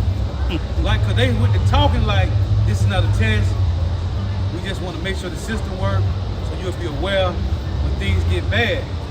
Your local shelter, like this was going on. I was like, man, it ain't just that. You would just be beep, beep, beep. This is just a test. And then the music come back on. No, for like 5 whole minutes, they was talking. I said, man, things getting real, man. It's getting real, man. And you had that scare in Hawaii, I believe a couple of years ago. Yeah. Where it said it was a missile inbound. It was Yeah. obviously it was a false flag, but you had a lot of people bugging out over that. Yeah. You know, the elders said that they views skyrocketed, man. The elder in did. Hawaii, his views Went to skyrocketed. like 50,000, man, in no yeah. time. And that's when the word of the Lord is going to be sought out. Because what we've been saying on the streets, people going to consider. They're going to be like, damn, I heard this before. Yep. Where did I hear this? Oh, I heard them from the crazy man that was wearing them dresses. That's though they be up there right there on that cone. And then it's going to be too late. I got That's to gonna be appreciate a it. crazy time, man. That moment before when they find out the missiles is already in the air Finished. and they just wait for them to come down, that in-between moment, that's gonna be a hopeless moment for most people, man. See the election beamed up. That's gonna be an even worse one. That's gonna be the icing on the cake. You wondering if you gonna get beamed up next, and you not. Hey, how the hell y'all would say through? Right. Everything's going to be through, man. Lying to your kids. Just go play. Y'all have fun. They in the back crying, watching their kids play because they know it's the last time. And then they see spirit men get lifted. And you can see that from your backyard. Somebody get lifted up in the air. You can see that from wherever you at. Then you see them chariots. Oh man. And you remember the War of the World, Tom Cruise went back there, he said, look, it looks pretty. She was like, no, that don't look good. He said, come and look, it looks nice, though. His daughter was like, no. She was in the house. Right. In the beginning. War of the World, yeah. No, man, it's gonna be a terrible, and it's gonna be a dreadful sight, man. Yeah. Hey, and I went into the word today, that word, in Psalm 47:2, when it say, the Lord is terrible, right, and great. The word terrible, it's a dreadful, man. It's gonna be a dreadful day, man. You got it, Psalms 37:13. The Lord shall laugh at him, for he seeth that his day is coming. The wicked have drawn out the sword and have bent their bow to cast down the poor and needy, and to slay such as be of upright conversation. Their sword shall enter into their own heart, and their bows shall be broken. And the Lord allowed these devils to create these ICBM nuclear missiles just so it can enter into their own house. You know, just so they can be pierced by their own sword, man. Because ultimately, these devils that's shooting these missiles, Russia, all right, Israel, you know, America, they have the same family. They have the same genotype, man. You know, they have the same house of Edom. And their own sword is going to enter into their sword is going to enter into their own house, man. Right. That's why the Lord said, verse 13, the Lord shall laugh at him, for he seeth that his day is coming. Right. You know, and the Lord see that this devil's day is coming, man. All right, he's going to destroy himself. And after that, they're not gonna learn war anymore. And it's gonna be a perfect finale to wars in general. When they get to that point where these missiles done destroyed everything, they're gonna be celebrating that the Israelites are in authority under Yahushua, and that all the weapons are gonna be gathered and burnt. So now they got a righteous ruler with Yahushua, man. And this is gonna be a perfect finale because they're gonna actually understand what wickedness gets you. Eventually it gets you to that end game of just destruction. They gotta taste that, man. Lord willing, we not a part of that. Hey, brother got a piece of back up. Still read that one more time. This is Psalms 37, verse 13. The Lord shall laugh at him, for he seeth that his day is coming. The wicked have drawn out the sword and have bent their bow to cast down the poor and needy, and to slay such as be of upright conversation. Their sword shall enter into their own heart, and their bows shall be broken. Their sword shall enter into their own heart, and their bows shall be broken. Read that up. Job 20:23. When he is about to fill his belly, the Most High shall cast the fury of his wrath upon him, Right. and shall rain it upon him while he is eating. Rain what? What can be raining? Them missiles, man. Them warheads, man. You got it. Go ahead. He shall flee from the iron weapon and the bow of steel shall strike him through. You see, his own bow, what it said? His sword shall pierce him. His bow shall be broken. Go ahead. It is drawn and cometh out of the body. What's drawn? It come out of what body? The missiles out of the silos, man. Go ahead. Yea, the glittering sword cometh out of his gall. Terrors are upon him. You see? Read the next line. Hey, the way they got these systems set up, depending on how good your system is, you may have a 30-minute window. Some of them may have an hour. Right. Russia, when they had that missile defense system, that S-500, they get like an hour or so where they got a heads up of the missile being shot off and where it's going to actually land. And then they can decide how they're going to retaliate. But that's a small amount of time to figure out how many missiles you're going to shoot and where you're going to shoot them at. The Lord, this is the details that the Lord did. The Lord just gave us the general, like, look, it's going to be 200 million missiles. But this is the details of how that is going to come about. The S-500 on this side. And you got Esau and his military, his technology on this side. And then they all gonna panic. Then they ain't gonna want to push the button, and somehow the button just gonna, it's game time. Right, good. Ain't no tapping out, nah. It's time to pay for what you've done. That's gonna be the season finale, and then the chariot's gonna come. And some people ain't gonna have no heart left in them. They just gonna go, they gonna give up the ghost. They gonna go straight to the spirit world. It's gonna be too much, Shalom. It's gonna be too much for most people, man. All that chaos, people running around, people getting killed. And in the midst of that, missiles and chariots. That's gonna be too much for the average person, man. Zephaniah 14:12. And this shall be the plague wherewith the Lord will smite all the people that have fought against Jerusalem. Their flesh shall consume away while they stand upon their feet, and their eyes shall consume away in their holes, and their tongues shall consume away in their mouths. And when did this happen? You got vocab Malone who love to talk about how everything that already came to pass. Break that down. Right. How did that happen? Come on. Read it one more time. And this shall be the plague wherewith the Lord will smite all the people that have fought against Jerusalem. Right.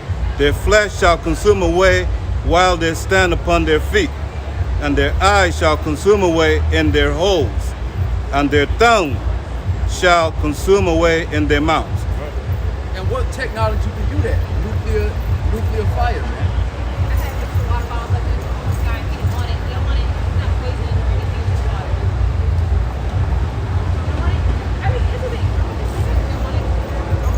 But there's no other technology that can do that, man. All right? And this is in the scriptures. The Christian church ain't never broke this down. They don't even touch scriptures like this that go into prophecy. But we understand that that's that nuclear fire. That's the only thing that can make a man consume while he's on his feet, man. That's fast. That's hot. You need a different kind of temperature that have a man be consumed while he's still standing. You got it? Malachi chapter 4. Hey, thank you, sister. Yeah. Hey, Thank you. She might get a blessing for that, man. She brought 2 bottled water. They crossed the street, looking for some, choosing. She was choosing. She ain't gonna say it. But yeah, she brought 2 bottled water. You know, she might get the Lord, man, bless her just for that alone, man. But you got it all. Very spiritual. Malachi chapter 4, verse 1. For behold, the day cometh that shall burn as an oven, and all the proud, yea, and all that do wickedly shall be stubble. And the day that cometh shall burn them up, saith the Lord of hosts, that shall leave them neither root nor branch. And the only thing that can do that is that heat from the missiles and the chariots, man. And you got Jake who call themselves Israelites that can't see that far into the vision of the chariots, man. Esau got more faith in the chariots than you do. How that work? This man ain't got no faith. And he hopping on seeing 60 Minutes like, look, we don't know. It ain't us. That's all I can tell you. If Esau had to say that, and as proud as he is, if he has to admit that, what does that tell you, man? Right. That mean they up there, and that's only what they telling us. Who knows what else the chariots doing to these Edomites that they don't even want to talk about because they too embarrassed to, man. How in the what was that, the 60s or the 70s, one of the chariots turned off a missile. Yep, Nigga shot the missile and the chariot was like, no, nigga. Headlock, jujitsu before jujitsu, nigga. And hovered over the White House. Dismantled it, just destroyed, and then dipped off, man. Man, people have no idea who we actually dealing with, man. We only know a piece. We only got crumbs of who we actually dealing with, man. Hey. Can you imagine seeing that? You gotta go ahead. Go. Can you imagine seeing that? You already got the alert on your phone. Some of them gonna have it on their chip, so it's just gonna pop up in their brain or some shit. Yeah, they gonna get their Oh, oh shit, 30 minutes. Since they took the chip, it's gonna be all right, it's your turn too. Check out. And then they gonna see chariots. Instead of moving around, they just gonna hover. Yahweh shot and the one that you can't see around. This is Isaiah chapter 66 and 16. For behold, the Lord. Come. This is Isaiah chapter 66 and 15. For behold, the Lord will come with fire, and his chariots like a whirlwind. And he getting rid of the majority of these people, man. Damn scoffers, man. Shit talking scoffers. Damn demons. The Lord gonna wipe the floor with y'all, man. Right. You got it, Come. To render his anger with fury. Look, read it again. Come. This is Isaiah chapter 66 and 15. For behold, the Lord will come with fire, and with his chariots like a whirlwind. I ain't gonna read that to you in the church. No. The Lord coming with fire? What are you gonna do with it? You got it. If everybody going to hell, why is the Lord coming with fire? Right. How that work? Who is these people? Mama, who is that man? Yeah, If everybody go to hell, who is that? Come on, man. To render his anger with fury, and his rebuke with flames of fire. Hold on, I said the Lord coming with fire. What are you gonna do with it? For by fire and by his sword will the Lord plead with all flesh. And that ain't begging. When you go into that word plead, that's judging. Right. That's how the Lord's gonna deal with these people. These wasters of space, man. These consumers. Hey, Esau called them that. Esau Eaters. called them useless eaters, man. Useless eaters, man. Yeah. And that shows you the conflict between the elect on the right, Lord willing we be a part of that number, and the elect on the left. So-called elect. The elites on the left-hand side. They all chasing the same crown. Somebody gonna get godhood. Yeah. Esau trying to use technology to get it. And the Lord already promised it to Jacob. The niggas you hate. Hey, in the movie Rampage, this first one, right? When Jake ordered all the pieces to the bodysuit, he put it together. He said, let's just kill him. And he went through the city. Yeah. He went to the beauty salon, the nail salon. He was just like, Yeah. he said they just useless eaters. Let's just kill them. You got it. And the slain of the Lord shall be many.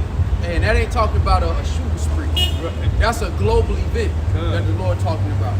The slain of the Lord shall be from one end of the earth even unto the other, man. And they shall not be buried. We ain't gonna have time to bury these bodies. You're gonna be worried about being one of them bodies. So you're gonna see something and you're just gonna keep it moving. Rats eating, consuming the flesh of some of these bodies. People eating people. See, it's all fun and games until shit hit, man. Then it get different. And then you find out the countenance of these people. That's what's coming to the world, man. And it's gonna catch them as a thief in the night because it all sounds delusional. You got that. You got that Isaiah 9:17. All right, go ahead, read what you got. Come. This is Luke chapter 12 and 49. I am come to send fire on earth. And what will I if it already be kindled? And those ICBMs, the Lord told us about it before it even happened. America's gonna be a desert, man. The Lord's gonna use those missiles from Russia, Iran, and all these other nations to turn this into a flatland for what they did to you Negroes, Latinos, and Native Americans, and for the bullshit they doing all across the planet. And that's thus saith the Lord. That's in the Bible, man. That's in the Bible, man. You don't get to reign and be on top forever. It don't work like that. The Romans thought the same shit you thought. Right. You gonna reign forever. You just gonna walk off into the sunset with all this wickedness you've done. Negroes, Latinos, and Native Americans built your White House and you talk shit about it. Right. All right, well, the Lord gonna turn this place into a desert. That's what it deserves, man. You got it. Go ahead, read it. You got it. That was on Matthew. Read that. Isaiah chapter 9, verse 17. Therefore the Lord shall have no joy in their young men, neither shall have mercy on their fatherless and widows. For everyone is an hypocrite and an evildoer, and every mouth speaketh folly. For all this, Isaiah 9 and 17. Isaiah 9 and 17 comes. Okay, go ahead. It says, for all this, his anger is not turned away, and, Right. and his hand is stretched out still. All right. For wickedness burneth as the fire. Wickedness burneth as a fire, man. It's lawful for a child to change their gender, man. That's allowed. That's awful. But truth is dismissed. You can't be honest in this society, man. They call politics. What is politics? It's doublespeak. Right. Everybody just vote. Everybody moving for their own benefit. Don't give a damn about the people. And really, when you find out at the top of it, it's all just corporations and people invested in different people to carry about their own agenda. The world has been ran through people whose God is their belly, greed. And the Lord said it would be like this. And this is why wars gonna come, man. All right, Russia ain't gonna stop at Ukraine. China ain't gonna stop with Taiwan. This is gonna pick up. You got it. For wickedness burneth as the fire, it shall devour the briars and thorns, and shall kindle in the thickets of the forest. Problem of thorns are your 2/3, man. And it's gonna kill them in the thicket of the forest. Right here in Babylon the Great, man. Where all the wickedness is at, man. Go ahead. And they shall mount up like the lifting up of smoke. Right? Through the wrath of the Lord of hosts is the land darkened, and the people shall be as the fuel of the fire. No man shall spare his brother. Hey, it said the people shall be as the fuel of the fire. What does that mean? Firewood. You ever been around a bonfire and you had to constantly throw wood in there to build up a big fire? That's gonna be the people, man. That's cold, man. That should fear you, man. That was a point, man. This Isaiah 9 and 5 again. For every battle of the warrior is with confused noise and garments rolled in blood. But this shall be with burning and fuel of fire. Meaning those missiles are not going to sit in the museum. Right. Even now, you got Russia using hypersonic missiles in Ukraine, man. This is only the beginning of terrorists. All right, eventually it's going to melt over and it's going to turn into a full-scale kinetic conflict. You got it? Hey, it said, Salaki, it said, hey, Derek Paul, get Revelation 9 and 12, Revelation 11 and 14. Isaiah 9 and 5 say, it said what? It said, and this shall be with burning fuel of fire. What's the this? Read that real quick. Revelation 9. Revelation 9 and 12. Right? One war was past, One war is past. One war is past. Go ahead. and behold, there come 2 woes more hereafter. Now read 11 and 14. Revelation 11 and 14. The second war was The past, second war passed. and behold, the third war cometh quickly. So it said, this shall be with burning and fuel of fire. What? World War III is going to be with burning and fuel of fire. You got it. Hey, and Einstein said that. He said, I don't know what World War III will be fought with, but World War IV will be fought with sticks and stones. Right. Because you people are going to destroy each other. The first 2 wars was so-called white people against so-called white people. Right. With other nations playing accessories to the crime. Done. The third one is about Edomites on Edomites, man. All of them fighting over what they done stole, man. It ain't been like that since they've been ruling the earth, man. These devils have been amongst themselves since the Greeks, man. Fight amongst themselves since the Greeks. That's all they do. They steal together, then they go into their own little corners, and now they want to be the big shot. Yeah. Look at me, I'm the captain. Then they fight over what they done stole. Alexander and his generals is a perfect example of that. Niggas was all fighting, taking over all kind of shit. Yeah.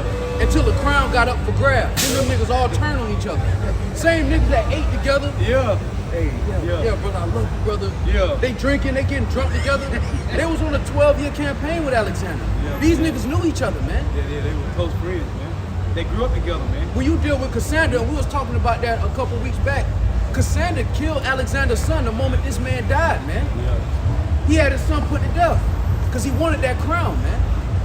This is the kind of nation you dealing with. So if you think they gonna love your ass Right. and they don't love each other, you delusional, man. They gonna sell out looking ass. You is crazy, man. Literally, man. And look what they did. Look what they did here, man. You had the Spanish, French, and the British, right? Babylon, hey, these devils been fighting amongst each other. This is what they do. But then I tell you the Arabs is the Yeah. Edomites. Well, man, Well, man, these niggas that had Revolutionary Wars, they just call their wars all kind of names. No, Revolutionary Wars, World War II, Yeah. The French Revolution. Yeah. They just name they shit all kind of shit, man. And it really just be them having violence against each other for the most part. No, I'm Jeffrey the Edomite, son. Right. This is Sirach 14 and verse 5. He that is evil to himself, to whom will he be good? This is how they operate with each other, man. When them Russians are training, they training to kill people that look just like them, man. That speak a different language. Cause you niggas ain't even on the radar at this point. Yeah. They could do a drone to get rid of niggas. They ain't worried about. They doing this for each other. It says, he that is evil to himself, to whom will he be good? He shall not take pleasure in his goods. There is none worse than he that envieth himself. And he will not stop. You see? He will not stop. It say he envied himself. What's that talking about? It's talking about him and his people. He envied himself, his lineage. That's talking about Esau, hating Esau, man. You got it up. And this is a recompense of his wickedness. And if he doeth good, he doeth it unwillingly. And at the last he will declare his wickedness. The envious man hath a wicked eye. He turneth away his face and despiseth men. A covetous man's eye is not satisfied with his portion. You see? You got it. And the iniquity of the wicked drieth up his soul. A wicked eye envieth his bread, and he is a niggard at his table. This man got all the resources to change the world for the better. Yeah, man. And this nigga make missiles. Yeah, Isaiah 22. This nigga got all this technology to make the water good, and this nigga put it in plastic bottles and put fluoride in it. Hey, before the point pass, hold your thought. Read that. Isaiah 26 and 10. What you just said. Go ahead. Let favor be shown to the wicked, Right? yet will he not learn The righteousness. Lord gave this nigga the earth. He gave him the earth to rule it. Go ahead. In the land of uprightness will he deal unjustly, and will not behold the majesty of the Lord. In the land, you ain't even holding. You're not even. Oh, this is the land of the Lord. We have to deal just. We got to deal justly over here. No. In the land, it said the Lord showed you favor and gave you rulership of the whole earth. Go back to your point. You got it. And he cast the counsel of the Lord behind him. You gonna say something? No, that was, You got one out? This is Isaiah chapter 13 and 13. Therefore I will shake the heavens, and the earth shall remove out of her place. Right. In the wrath of the Lord of hosts, and in the day of his fierce anger. And it shall be as the chased roe, and as a sheep that no man taketh up. They shall even turn, Salaki. They shall every man turn to his own people, and flee everyone into his own land. That's happening now, man. Right. That's happening right now, man. Hey, they tell you that in Ecclesiasticus, hey, that those that practice the truth shall return unto them. The hopeful elect, right? We cleaving back to each other. Everybody cleaving back. Hey, these Arabs, you see what's going on? Like, man, this devil, Saudi Arabia doing $1 billion deals with China, right? With Russia. Saudi Arabia is America's cash cow. What's really going on? Everyone that is found shall be thrust through, and everyone that is joined unto them shall fall by the sword. Their children also shall be dashed to pieces before their eyes. Their houses shall be spoiled, and their wives ravished. Behold, I will stir up the Medes against them, which shall not regard silver, and as for gold, they shall not delight in it. It's personal. For them Russians over there, them Iran, all of these other nations that Gog and Magog are going to be a guard unto. It's personal for them. It ain't even about the money at this point. It's personal. They're going to come with a vengeance, man. There's a bus lane. You guys see? Wrong lane. Verse 18, their bows also shall dash the young men to pieces, and they shall have no pity on the fruit of the womb. Hey, you ain't have no pity on us, right? You so-called white people ain't have no pity on Negro, Latinos, and Americans, West Indians, and Haitians. So the Lord said, what? You got to get Ezekiel 28.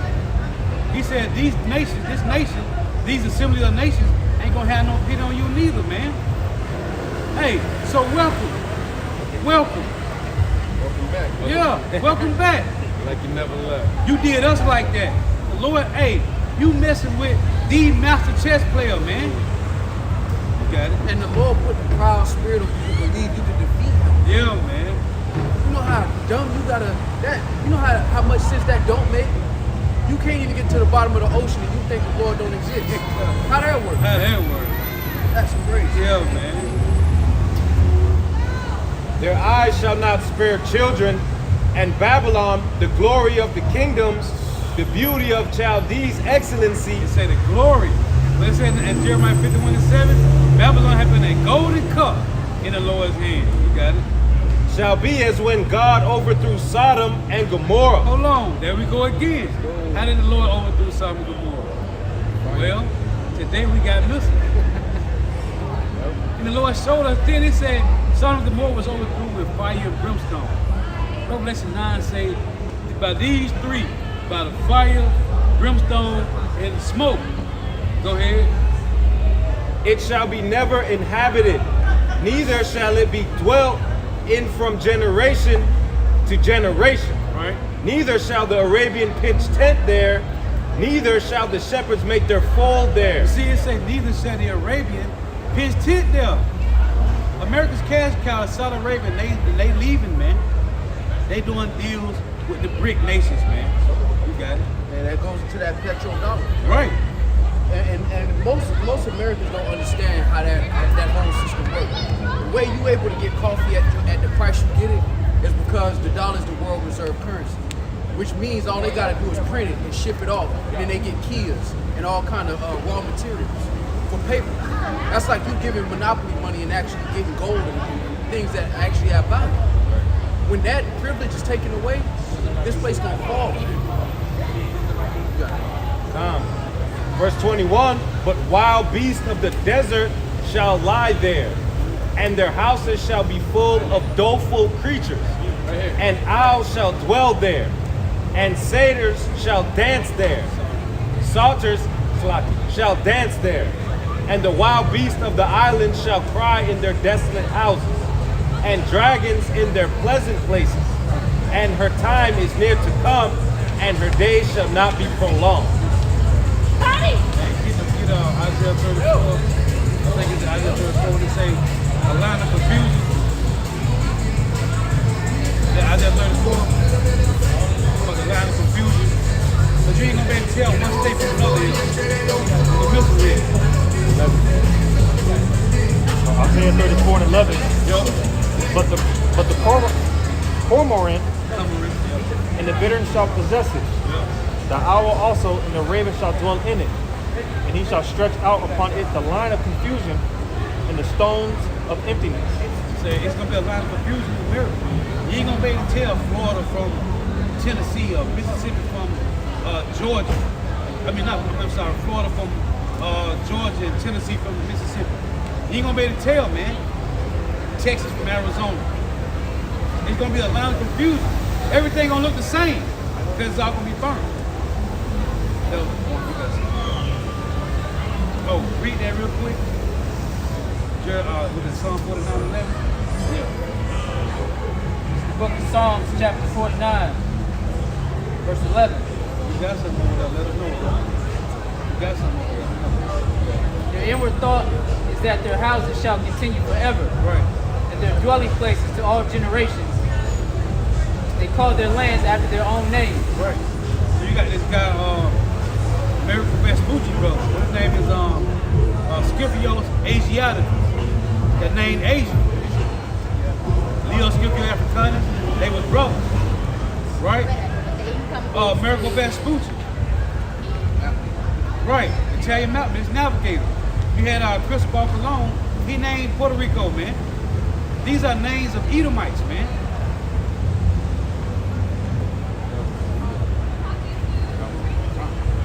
Revelation chapter 15, I'll start at verse 1, points in 2.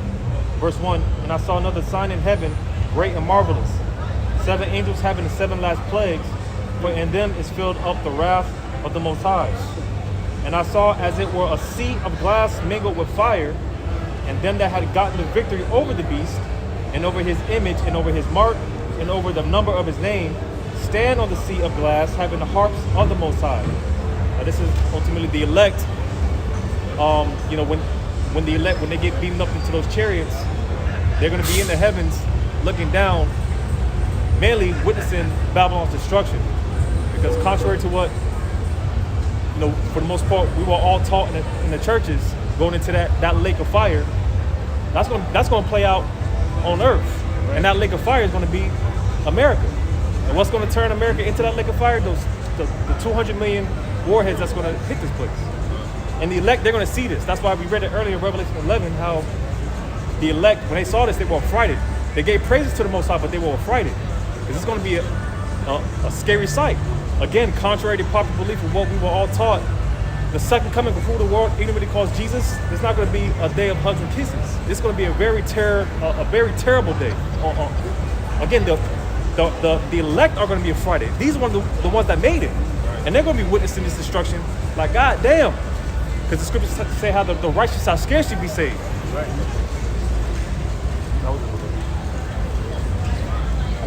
Come. This is Isaiah chapter 26 and 20. Come, my people, enter thou into thy chambers, and shut thy doors about thee. Hide thyself as it were for a little moment, until the indignation be overpast. For behold, the Lord cometh out of his place to punish the inhabitants of the earth for their iniquity. The earth also shall disclose her blood, and shall no more cover her slain. Hey, it said, come, read 20 again. Come, Isaiah chapter 26 and 20. Come, my people, enter thou into thy chambers, and shut thy doors about thee. Hey, you see that? It says, shut the doors about thee. Right? Go ahead. Hide thyself as if it were for a little moment, until the indignation be overpast. And that's cool, because it's like, the Lord said, like, hey, get in, you know, you get on the train, everybody got their own little section, close your door, and watch this, hey, watch this. Watch the light. Look out the window. Yeah, read it again. This is Isaiah 26 and 20. Come, my people, enter thou into thy chambers, right? And shut thy doors about thee. Shut thy doors about thee. Everybody got their little chamber. Go ahead. Hide thyself as if it were for a little moment. Revelation 18 say 1 hour. Right? Go ahead. Until the indignation be overpast. Hey, 1 hour that's a little point. That's a little time. I would go so fast right now. I would go so fast right now, man. So you know the missiles ain't gonna take no time to get here, man. It's Job chapter 5 and verse 19. He shall deliver thee in 6 troubles. Yea, in 7 there shall no evil touch thee. In famine he shall redeem thee from death, and in war from the power of the sword. Hey, and this is if I may say this, and this is the comfort that we have through the scriptures, man. All right, the Lord foretold us of these plagues to come upon the earth. All right, but He also gave us a comfort from these plagues as well. All right, because although we know missiles are coming to destroy this place, all right, and people's skin is gonna melt off their bones. All right, the Lord said He will protect us from all these plagues, man. He will deliver us from all the same. All right, and this is what we have. This is the comfort that we have, being of the hopefully elect. All right, that's why we come out here and we commission you, so-called Negroes, Latinos, and Native American Indians, to repent, because this is the only way out. All right, people often ask the question, well, if America's gonna be destroyed, how you gonna live? Right. You know, where you gonna go? This is where we're gonna go. We're gonna be, we believe through the Spirit, Lord, when we are that number, we're gonna be beamed up in those chariots. And we're gonna be looking down through that sea of glass at America burning. You know, as the Lord delivers His elect. What you got? Verse 21, thou shalt be hid from the scourge of the tongue. Neither shalt thou be afraid of destruction when it cometh. At destruction and famine thou shalt laugh. Neither shalt thou be afraid of the beasts of the earth. It says that destruction and famine thou shalt laugh. All right, and the type of spirit that has to be on you in that time to laugh, when you're going through famine, when you're going through destruction, it has to be a heavy spirit, man. And that's the type of spirit that the Lord is implanting in us right now. All right, the Lord is allowing us to fortify our minds and our spirits for the times to come. All right, because it's going to take a very spiritual, very faithful man to overcome these times that we're coming into. All right, because the day of the Lord, like we've been reading, is a day of darkness and not light. All right, the day of the Lord is no joke. Okay, the Lord is coming with fury and anger, all right, and rebuke. Hey, this is Psalms 2 In verse 4 it reads, he that sitteth in the heavens shall laugh, the Lord shall have them in derision. Then shall he speak unto them in his wrath, and vex them in his sore displeasure. This is Psalms chapter 91. And I'll start at 3. Surely he shall deliver thee from the snare of the fowler, and from the noisome pestilence. He shall cover thee with his feathers, and under his wings shalt thou trust. His truth shall be thy shield and buckler. Thou shalt not be afraid for the terror by night, nor for the arrow that flieth by day, nor for the pestilence that walketh in darkness, nor for the destruction that wasteth at noonday. 1,000 shall fall at thy side, and 10,000 at thy right hand, but it shall not come nigh thee. Only with thine eyes shalt thou behold and see the reward of the wicked. Because thou hast made the Lord, which is my refuge, even the Most High, thy habitation. There shall no evil befall thee, neither shall any plague come nigh thy dwelling.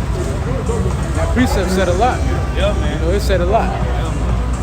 Yeah, that's everything right there. You know, that's the destruction and the deliverance at the same time. Because you got to remember, the Lord is balanced. All right, Proverbs 11 says, a false balance is an abomination unto the Lord. So if the Lord is coming with judgment, obviously, obviously there has to be a mercy that couples with that as well. All right, and that mercy is going to befall upon the elect. All right, Lord willing, with that number. You know, but that precept said a lot. First Thessalonians chapter 4, verse 16.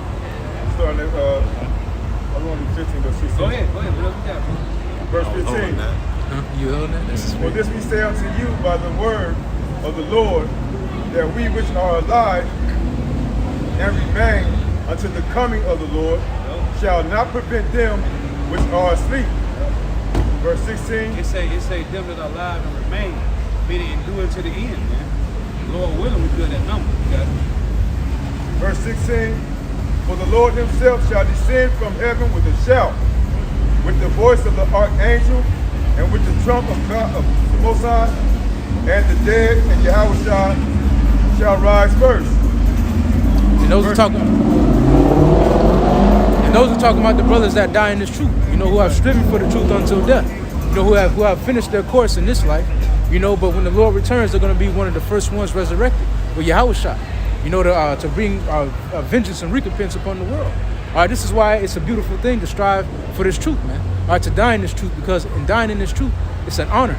All right, you hear about all these stories of these warriors, you know, and how they fought valiantly, and they fought a good fight and they died valiantly. You know, that's because they finished their purpose, you know, and they fought that war, you know, and likewise us in the spirit, man. You know, to die in this truth is a valiant death. To die for Yahweh Shah is a valiant thing. That's right. You know, but nevertheless, that's not to say every one of us is going to die. Because the precepts and the scriptures also say that there be some standing here today who shall not taste of death. So death isn't the end all be all for the majority of us that's standing here right now. Lord willing, we are that number. You know, but nevertheless, to die in Yahweh Shai is a valiant death. I want to get real quick since you said that. Two precepts real quick. This is Psalms 116 and 15. It reads, precious in the sight of the Lord is the death of his saints. Right, because the Lord posed a question in Psalms 94. In 16, it says, who will rise for me against the evildoers, and who will stand for me against the workers of iniquity? Right. And those who answer that call are the valiant ones. All right, and for those to answer that call and to die in that call, the Lord takes pleasure in that. So be it. It's a pleasure that the Lord takes from that, for you standing up, for you actually standing up for his will. Right. Because not too many men on this earth have the balls to do so, man. Right. Hey, man, it's an honor to be called. Hey, get Psalm 65 and 4. It's Psalm 118. It's Psalm 118 and verse 17. If you happen to die in the name of the Lord, man, so be it, man. But guess what? Psalm 118 and 17, I shall not die but live and declare the works of Yahweh Shah. The Lord have chastened me sore, but he have not given me over unto death. Right, and that's where our faith is, man. Right. That we're going to live. All right, we're going to see the Lord return, man. That's what we want to see. You know, and that's a challenge.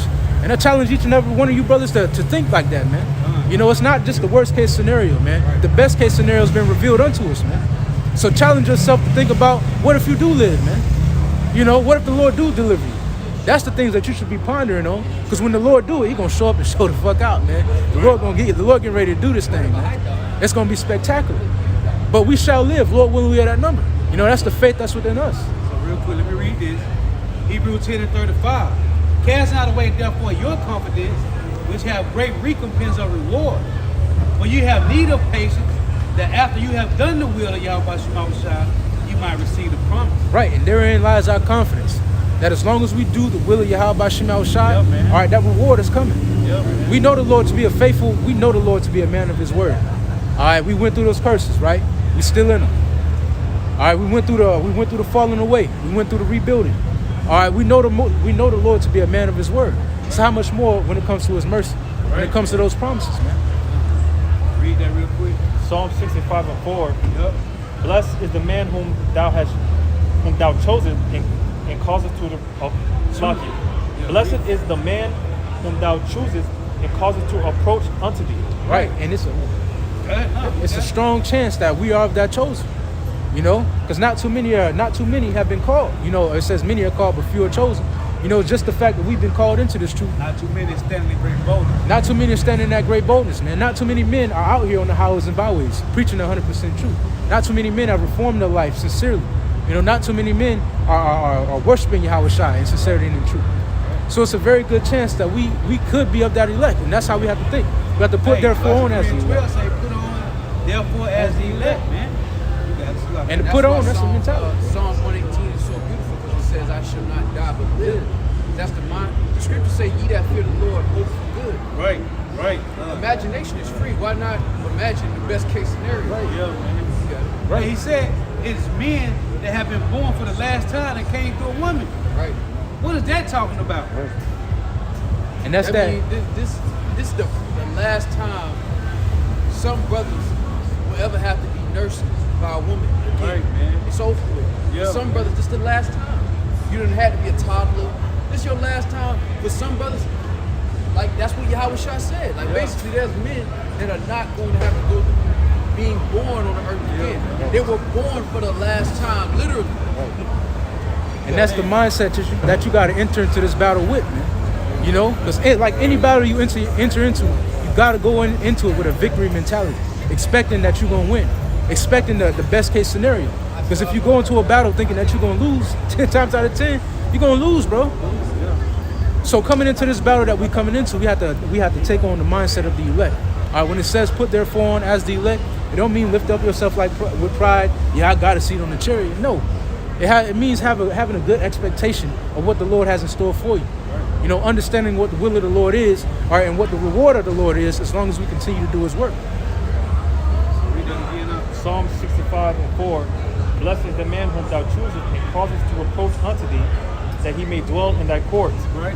We shall be satisfied with the goodness of thy house, even of thy holy temple. Hey, the Lord called us, man. We was called. We don't know we chose, and it doesn't matter. You was called though, man. This is the Lord's house, man, and we build it. Lord, when we get to endure and get delivered, but we are building right now, man. We ain't one about to howl and win. We one about right now, man. We here right now, man. Go ahead. And how and when is out of your control. Bro, anyway. And it don't profit you to wonder about it in the worst case scenario. And if you're going to wonder about it, why not wonder about it in the best case scenario? Because it's out of your control either way. Hey, if I may say this, and the Lord warned us about that type of mentality, man. In the book of Matthew, the 6th chapter, it says, don't worry about the troubles of tomorrow. Because when you start to do that, when you start to adapt that type of mentality, the problems of today go unchecked. And then it starts to build up and build up and build up until it all falls down on you, man. So the Lord told us to worry about the right here, right now. You know, what the Lord has going on right now, which is a great mercy. The Lord has a great mercy going on right now through way of us rising up, being able to be a part of His court, His counsel. All right, this is a great work that the Lord has going on right now, you know? This is the goodness of the Lord. So read that one more time. Verse 4, Psalm 65 and 4. Blessed is the man whom thou choosest and causest to approach unto thee, that he may dwell in thy courts. We shall be satisfied with the goodness of thy house, even of thy holy temple. Read verse 5. And this is the building of the Lord's temple, man. This is what it looks like. It starts here, man.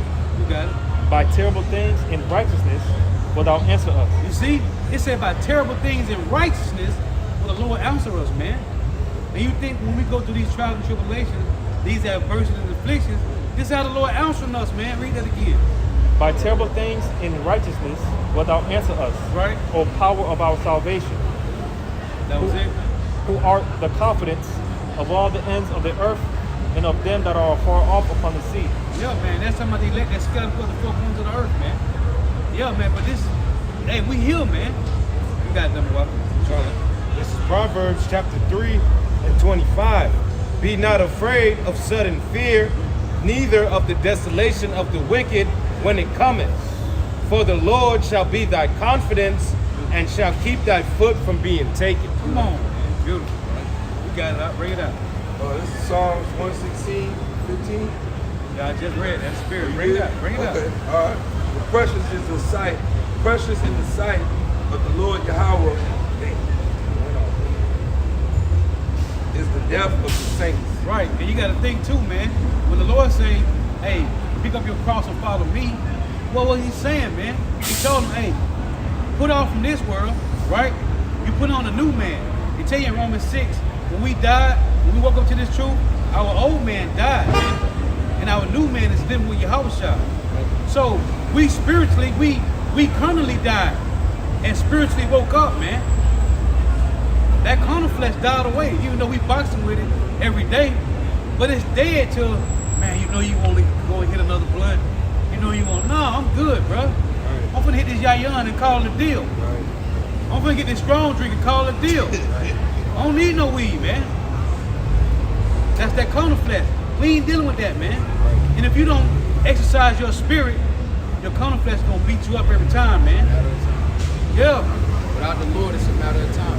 But you're going to lose to the flesh every time. Right. Eventually, it's going to find that one day when you're tired Right. and he got energy. Yeah. When you done spent your gas tank, if you don't have the spirit of the Lord, if the Lord ain't with you, that's going to be the one where he like, oh, you done, huh? Yeah. Then he got a second win and you done. Don't get You caught you sleeping. just in the corner just taking the hits. But when you in them moments, that's when the Lord with you. Like, nah, you good. Wipe yourself off. Get the fuck back up, man. You ain't done fighting. Jake first coming to the truth, they want to go straight to the spirit world. Lord, if you could just take me right. Nah, nigga. Get to work. Nah. Get to work. It ain't that easy. Dying is easy.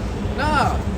You gotta stay in this fight, man. You got brothers that's just like you, that's just coming in, and they want to go to the spirit world. And you gotta help through the spirit of power, how by Shemel Shah, strengthen them for the next brother that's gonna go through the same. We all go through that. We all come into this, and then the family reject us. Your mind, you lose shit, and then you want to go to the spirit world like, man, Lord, just. And the Lord's like, nah. Yahweh Shah specifically said, I pray that you take them not out of the world. He prayed for that. That prayer got answered. That means no matter how bad it get, it ain't as worse as it could be. And the fact that you're able to wake up another day, that's the Lord strengthening you, man. We're supposed to fall and die every day in the flesh, man. It's supposed to be tribulation in the flesh. It's supposed to hurt. You don't never get to a moment where this shit don't hurt. You just become strong enough to deal with it. And then you get a bigger obstacle to become stronger and stronger until the day of Mashiach, man. Lord willing. That might be a lesson for me this week. Carnally dead, spiritually alive. That might be a lesson. We quicken, man. Read that. Book of Galatians, chapter 6, verse 1. Brethren, if a man be overtaken in a fault, ye which are spiritual, restore such an one in the spirit of meekness, considering thyself, Read verse 2. lest thou also be tempted. Right? Bear ye one another's burdens, Right? and also fulfill the law of Yahweh Shai. And you got to be alive to do that. What they say, a living dog is better than a dead lion. Right. We all are the best of the worst. Lord willing to be a part of that number. And if you have this truth, your responsibility ain't to be in a rush to go to the spirit world. You got to be here. It's needful for you to be here to edify the flock. Even if you only get 5 views, somebody got edified. And if anything, the Lord hurt you. But that's why we here. You never know when. Somebody might see that same video you did last week with 5 views. They might see it 2 months down the line, and it was just what they needed. What if that's what's happening? But we all get tired in this flesh, man. Think about our apostles. They've been doing this for decades, waiting on the coming of the Lord, man. And the fire is still lit and burning, man. Yeah. Get Philippians 1, start at 21 and read out to 25. It's the book of Philippians chapter 1, verse 21. Right? For to me, to live is Yahushua, Right? and to die is gain. But if I live in the flesh, this is the fruit of my labor. Right? Yeah, Start what? at 20. Start at 20. Start at 20. It's the book of Philippians chapter 1, verse 20. According to me, my earnest expectations and my hope that in nothing I shall be ashamed, Right. but that with all boldness, as always, so now also Yahushua shall be magnified in my body. Lord said we ain't ashamed for this truth, man. We speaking sound doctrine. These are the words of the Lord. Why should we be ashamed of the words of the Lord? Go ahead. Whether it be by life or by death. For to me, to live is Yahushua, and to die is gain. Right? But if I live in the flesh, this is the fruit of my labor. This is the fruit of our labor, man. Go ahead. Yet what I shall choose, I will not. All like I don't know. Because the spiritual realm is beautiful. But to be on earth and to do the work for the Lord, man, that's far better, man. Go ahead. For I am in a strait betwixt two, Right? having a desire to depart and to be with Yahushua, That's what which the is brother far just better. said. That's what the brother said. Brothers wanna, hey, you wake up to the truth like, Lord, just. But no. Go ahead, read again. Verse 23. For I am in a strait betwixt two, having a desire to depart and to be with Yahushua, which is far better. Which is far better. We know that. Go ahead. Nevertheless, to abide in the flesh is more needful for you. Go ahead, read the next one. And having this confidence, And having this confidence. Go ahead. I know that I shall abide and continue with you all for your furtherance and joy of faith. Lord willing, man. And doing to the end, man. It's about this laboring, man. The harvest is plenteous. Hey, get that for me, Matthew 9:37. The harvest is plenteous, but the labors are few, man. Whoever got it, go ahead. And if I can't say this real quick, like the brother was going into, this is a fight, man. And you see, when you walk into a boxing gym, the first thing you want to think is, man, I want to fight with the pros, man. I want to be like UFC, right? But your skill level ain't that, man. You got to train yourself. You got to develop yourself in this truth, man. Okay, and that don't start overnight. That don't start in the next couple months or the next year or two. This is the thing. It's what does Elder Apostle Gabar say? Repetition is the skill, the father of all skill, man. And that goes into everything, man. It's like, Go ahead, you got it. It's the book of Matthew, chapter 9, verse 37. Then saith he unto his disciples, the harvest truly is plenteous, but the laborers are few. Pray ye therefore the Lord of the harvest, that he will send forth laborers into his harvest. Right. We need labor. We need laborers, man. But it's on the Lord's time. But the point is to do the work, man. It's about doing the work. It's more needful to be here to do the work, man. Because this is you working out your salvation with fear and trembling. You got it, man. And there's a lot of work to be done, man. You know, Right. and once again, the Lord posed that question, you know, for those who are valiant in the spirit to answer. You know, there's a lot of work to be done and very few laborers. So for you to die, for you to choose that easy route, that's cool. You know, you'll be in the spiritual world, but that's not nothing to glory in. Right. The Lord is looking for those who actually gonna withstand the battle. right. Because those are his true friends. When the Lord called us brethren, when you go into the word brother, it means friend. And the Lord, the scriptures say you got to prove a friend. A true friend will be with you through your afflictions. Right. You know, a true friend will be with you through thick and thin. He ain't gonna seek the easy way out, man. That easy route. Death is the easy route. Life is the hardest path, man. But the hardest paths often lead to the most beautiful scenery, man. You know? And through the Spirit, man, this hard path, as long as, if Lord willing, we endure to the end, it's going to lead to us seeing Yahweh shall return. And that's going to be a beautiful scenery, man. Right. When the Lord return, man, Right. and the faces on these people, the looks on these people's faces when they see the Lord and when they see his elect being beamed up, that's going to be a beautiful scene. But we got to endure to see that, man. We got to fight the fight. I got one for y'all. This is Acts chapter 15 and 26. Men that have hazarded their lives for the name of our Lord, Yahweh Shai Hamashiach. Right, and it starts now. Hazard in our lives. We out here subject to the elements, subject to bug outs, demons, you know, all type of principalities, man. We subject to everything, man. We hazard in our lives for Yahweh Shai, for Yahweh Bashim Yahweh Shai. Right. All right, but at the same time, we understand that the Lord has a hedge of protection around us. All right, it's a bubble. Yes, sir, these demons can't. It's a hedge around his, the Lord has a hedge around his men, you know, that these demons can't penetrate, man. You got it? I got one real quick. This is John chapter 17 and verse 15. I pray not that thou shouldest take them out of the world, but that thou shouldest keep them from the evil. Right, and the Lord prayed that we would be kept from this evil, man. The Lord prayed that our souls would be strengthened. All right, and as the days continue to go by, his prayer is being answered. All right, brothers are being fortified. Brothers are abounding in the spirit, man. You know, they catching the hell, they dealing with it, taking it on the chin and moving on, man. You know, that's the Lord's prayer being answered. All right, the Lord didn't pray for us to be taken out of this world. He didn't pray for us to die peacefully. No, he prayed for us to be able to endure and overcome to the end. Hey, it's a saying that Jet Li said, I believe, no, Bruce Lee said, I believe it goes like, you know, pray not to be taken out of the affliction, but pray for more strength to go through the affliction. Something along those lines, man. Right. You know, and that's the exact prayer that the Lord had for his elect. Not for the affliction to be taken away, but for the spirit to be put upon us to overcome and endure that affliction. That's what the conflict.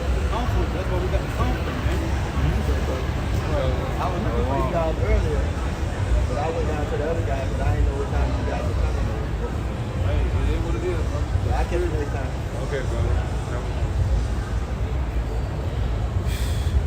And we in that time, though. You know what I'm saying? We in the times of great mercy from Yahweh Shem Yahushua and great judgment, man. You know, and our biggest challenge, you know, is thinking about that best case scenario. Because growing up here in America, you learn to expect the worst. You know, you learn to put barriers upon what not only you can do, but what the Lord can do. But through the Spirit, man, those barriers are being broken, man. And we're learning the true power of Yahweh by Shem Yahushua. That there's nothing impossible for the Lord. All right, for the days to come in famine, it's not impossible for the Lord to feed us through grasshoppers or feed us through the ravens. That's not impossible. The Lord has done it before. In the time of pestilence, in the time of World War III, and the ICBM nuclear missiles are shot off.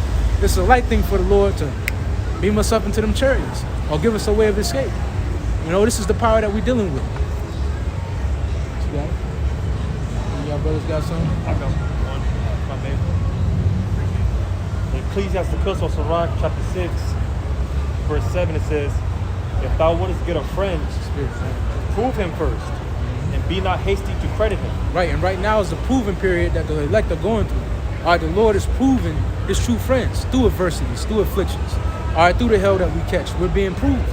All right, whether or not we're going to stand for Yahweh Shem Yahushua. All right, whether or not we're going to falter. Yahweh Shai had to be proven. That was it this one. Keep reading on that. I got one real quick. This is Proverbs chapter 24 and 10.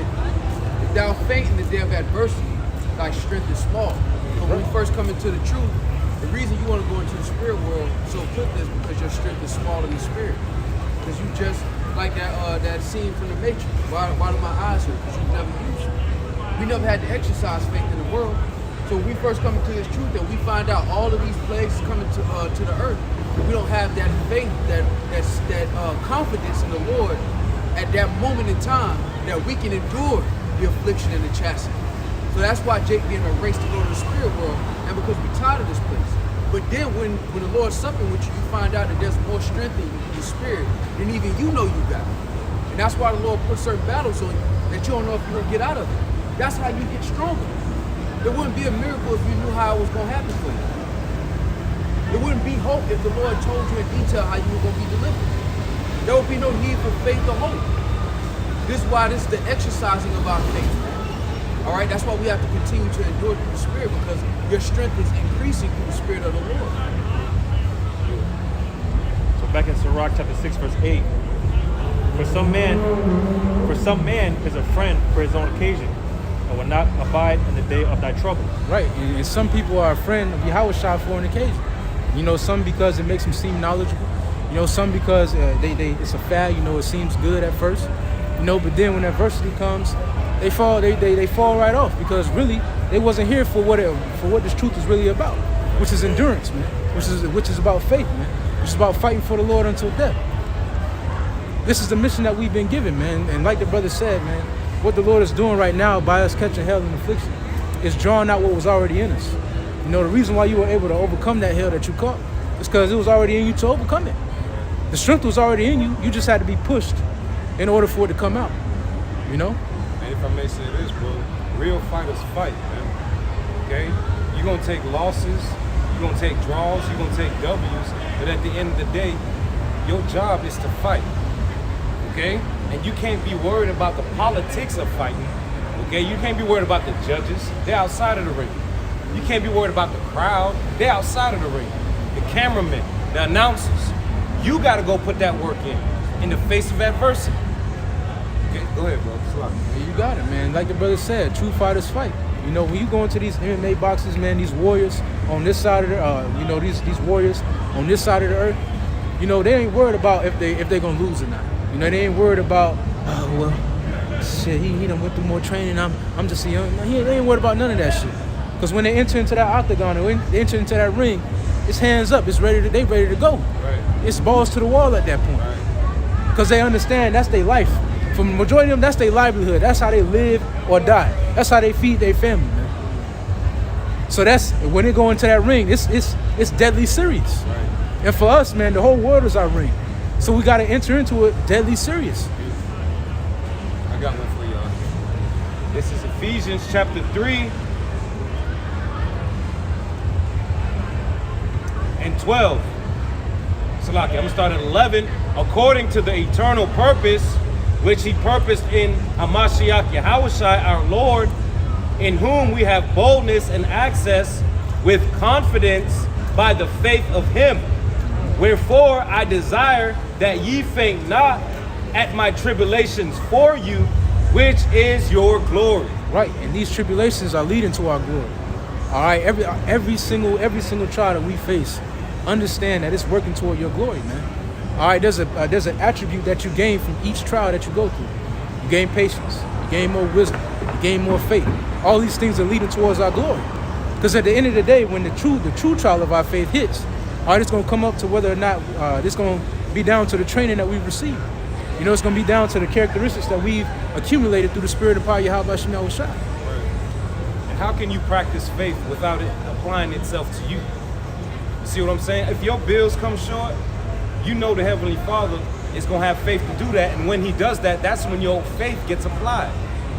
You see, so you got to go through that experience. You got to have that experience the way you know when you're back in that predicament, you know the Heavenly Father's going to come through for you. Right. Okay, that's faith exercise. And understand that the majority of hell that we catch, we ask for it. You know, we pray to the Lord to strengthen us, you know, to increase our faith, to increase our wisdom. Right. The tests come accordingly, man. Right. So the hell that we catch, it's a product of our prayers, man. Yeah. I got one in Hebrews chapter 12, verse 11. Now no chastening for the present seemeth to be joyous, but grievous. Right, when you're going through chastisement, when you catch a hell, it ain't joyous in the moment, man. You like, damn, you know what the fuck.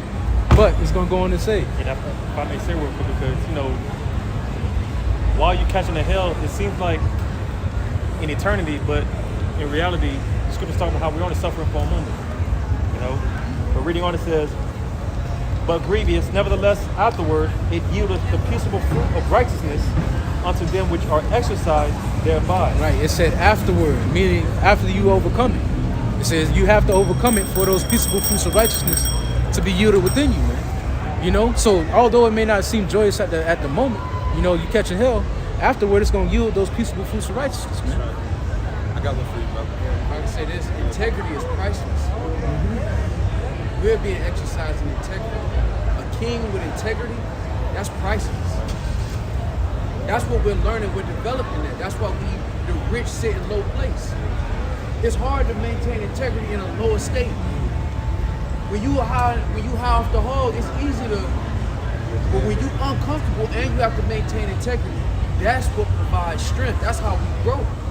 Yahweh Shai was made perfect through what? Through suffering. Right. We talk about the King of Kings, second in command of the universe. Did not have a place to lay his head, man. And now we're coming in those similar small little brother measures, little sippy cup measures of what our big brother went through. To do what? To develop our integrity, man. I got one for you, brother. This is Matthew chapter 10 and 24. The disciple is not above his master, nor the servant above his Lord. It is enough for the disciple that he be as his master and the servant as his Lord. Because our daily afflictions closely mirror Yahweh Shai's walk. You know, here it is. Yahweh Shai came to the earth knowing that he's the second in command of the whole universe, like the brother said. He's sitting on all this knowledge. At any moment, I could destroy these niggas. Man, this is my inheritance. The whole world is my inheritance. But yet he humbled himself and kept his integrity and finished the mission that the Heavenly Father sent him on. Likewise us, we sitting on great knowledge. We know what's happening. We know the end all be all. But the Lord told us, hey, look, endure, continue. All right, keep your integrity. All right, walk with integrity. And when you walk with integrity, you know, if somebody could get the definition of integrity, Bob Sean, you know, that means no matter where you at, no matter what circumstance you face, no matter who you're around, you maintain your character, man. You maintain who you are. You maintain who the Lord calls you to be. Just because you're around brothers, you know, that means when you're around brothers, you're the most holiest. When you're around your family, you a fucking nigga, man. Right. That's not integrity, man. Right. Around your family, around your friends, around your loved ones, you're supposed to be the same person, man. That same warrior for Yahweh Hashem Yahweh Shai. Not saying that you gotta go, hey, you supposed to know. But you stand upon your principles. You stand upon what the Lord told you to do. The definition online. Whatever you got. Definition online of integrity says the quality of being honest and having strong moral principles. Hey. Moral uprightness. Moral uprightness. All right, you read that first part again? The quality of being honest and having strong moral principles. Right, the quality of being honest and having strong moral principles. All right, maintaining that at all times. And our chiefest example of that is Yahweh Shai. Our chiefest example of integrity is Yahweh Shai. All right, he maintained his moral integrity his whole walk. He maintained his honesty his whole walk. So, in looking into that example, we have to follow the same suit. We have to let that same mind be in us. So I got in the blue letter it say completeness. Completeness. Uprightly. It say full, perfect, perfection. We gotta walk in our completeness, man. Our It also perfection. says simplicity. Simplicity. Hey, and we know the Lord to be, we know this truth to be simple, man. We know the Lord to be simple. All right, the simplicity in Hamashiach, right? It's like we read in Matthew 6 and 22, it say be single eyed. That means to be simple, having one tunnel vision, focus on the journey. And that's why it goes into 2 Timothy about us not being entangled with the affairs of this life. Because when your eye ain't single and you're not focused on your purpose, you subject to fall. Right. You know, when you got warriors on a mission and they're worried about what's going on at home, he's no good to you. Because as soon as that battle's are being waged, he worried about being killed. He worried about what's going on at the crib, and he's shaking. He weary. You know, he faint-hearted. Right. You can't have a brother like that on the battlefield with you, man. He gonna get you killed, man. You gotta have somebody that's focused on the mission, focused on that battle at hand. And that's what the Lord called us to do, man. He called us to be focused on this battle at hand, man. You know? We can't be entangled with the affairs of this life because we understand through the Spirit that the things of this life are going to pass away, man. Hey, that's heavy you say that, because that's like 300. When that decrepit soldier tried to get in, just because he couldn't lift his shield, he wasn't allowed to fight. Okay, see, you missing one attribute, man, that could be the cause of death of many, man. Okay, so a little bit of fear, that may break the lines and break the ranks, man. That's why it's important for us to be a part of a brotherhood. We feed off each other, man. Where one is weak, another's strong. And first, before it's gonna break your rank, man. You're gonna be the first one to get broken through, and then the rest of the body. Right. And that's why they wasn't accepted in the Roman Empire. When they go into their legions, it was no weak links, man. from a baby that was bred up to be warriors because they wanted no weak links. It's like them Russians right now. You talking about the Spartans? The Spartans, yeah, the Spartans. They wanted no weak links, man. Everybody had to serve a purpose, and everybody had to be a pinnacle of that what you call it, of that military, man. Read this. In Matthew 6, verse 22, it reads, the light of the body is the eye. If therefore that eye be single, thy whole body shall be full of light. Right? So that word single here is G573. It says simple, single, whole, good, fulfilling its office, sound. So it got figuratively clear, single. Single, it says sound. Yeah. You know, and if our eye is single, all right, we have soundness within our vessels, man. We're sound. Hey, what does the scripture say in Isaiah 33:6? And wisdom and knowledge shall be the stability of thy times, Right. and the strength of thy salvation. The fear of the Lord is his treasure. All right, through the Spirit, we've received soundness.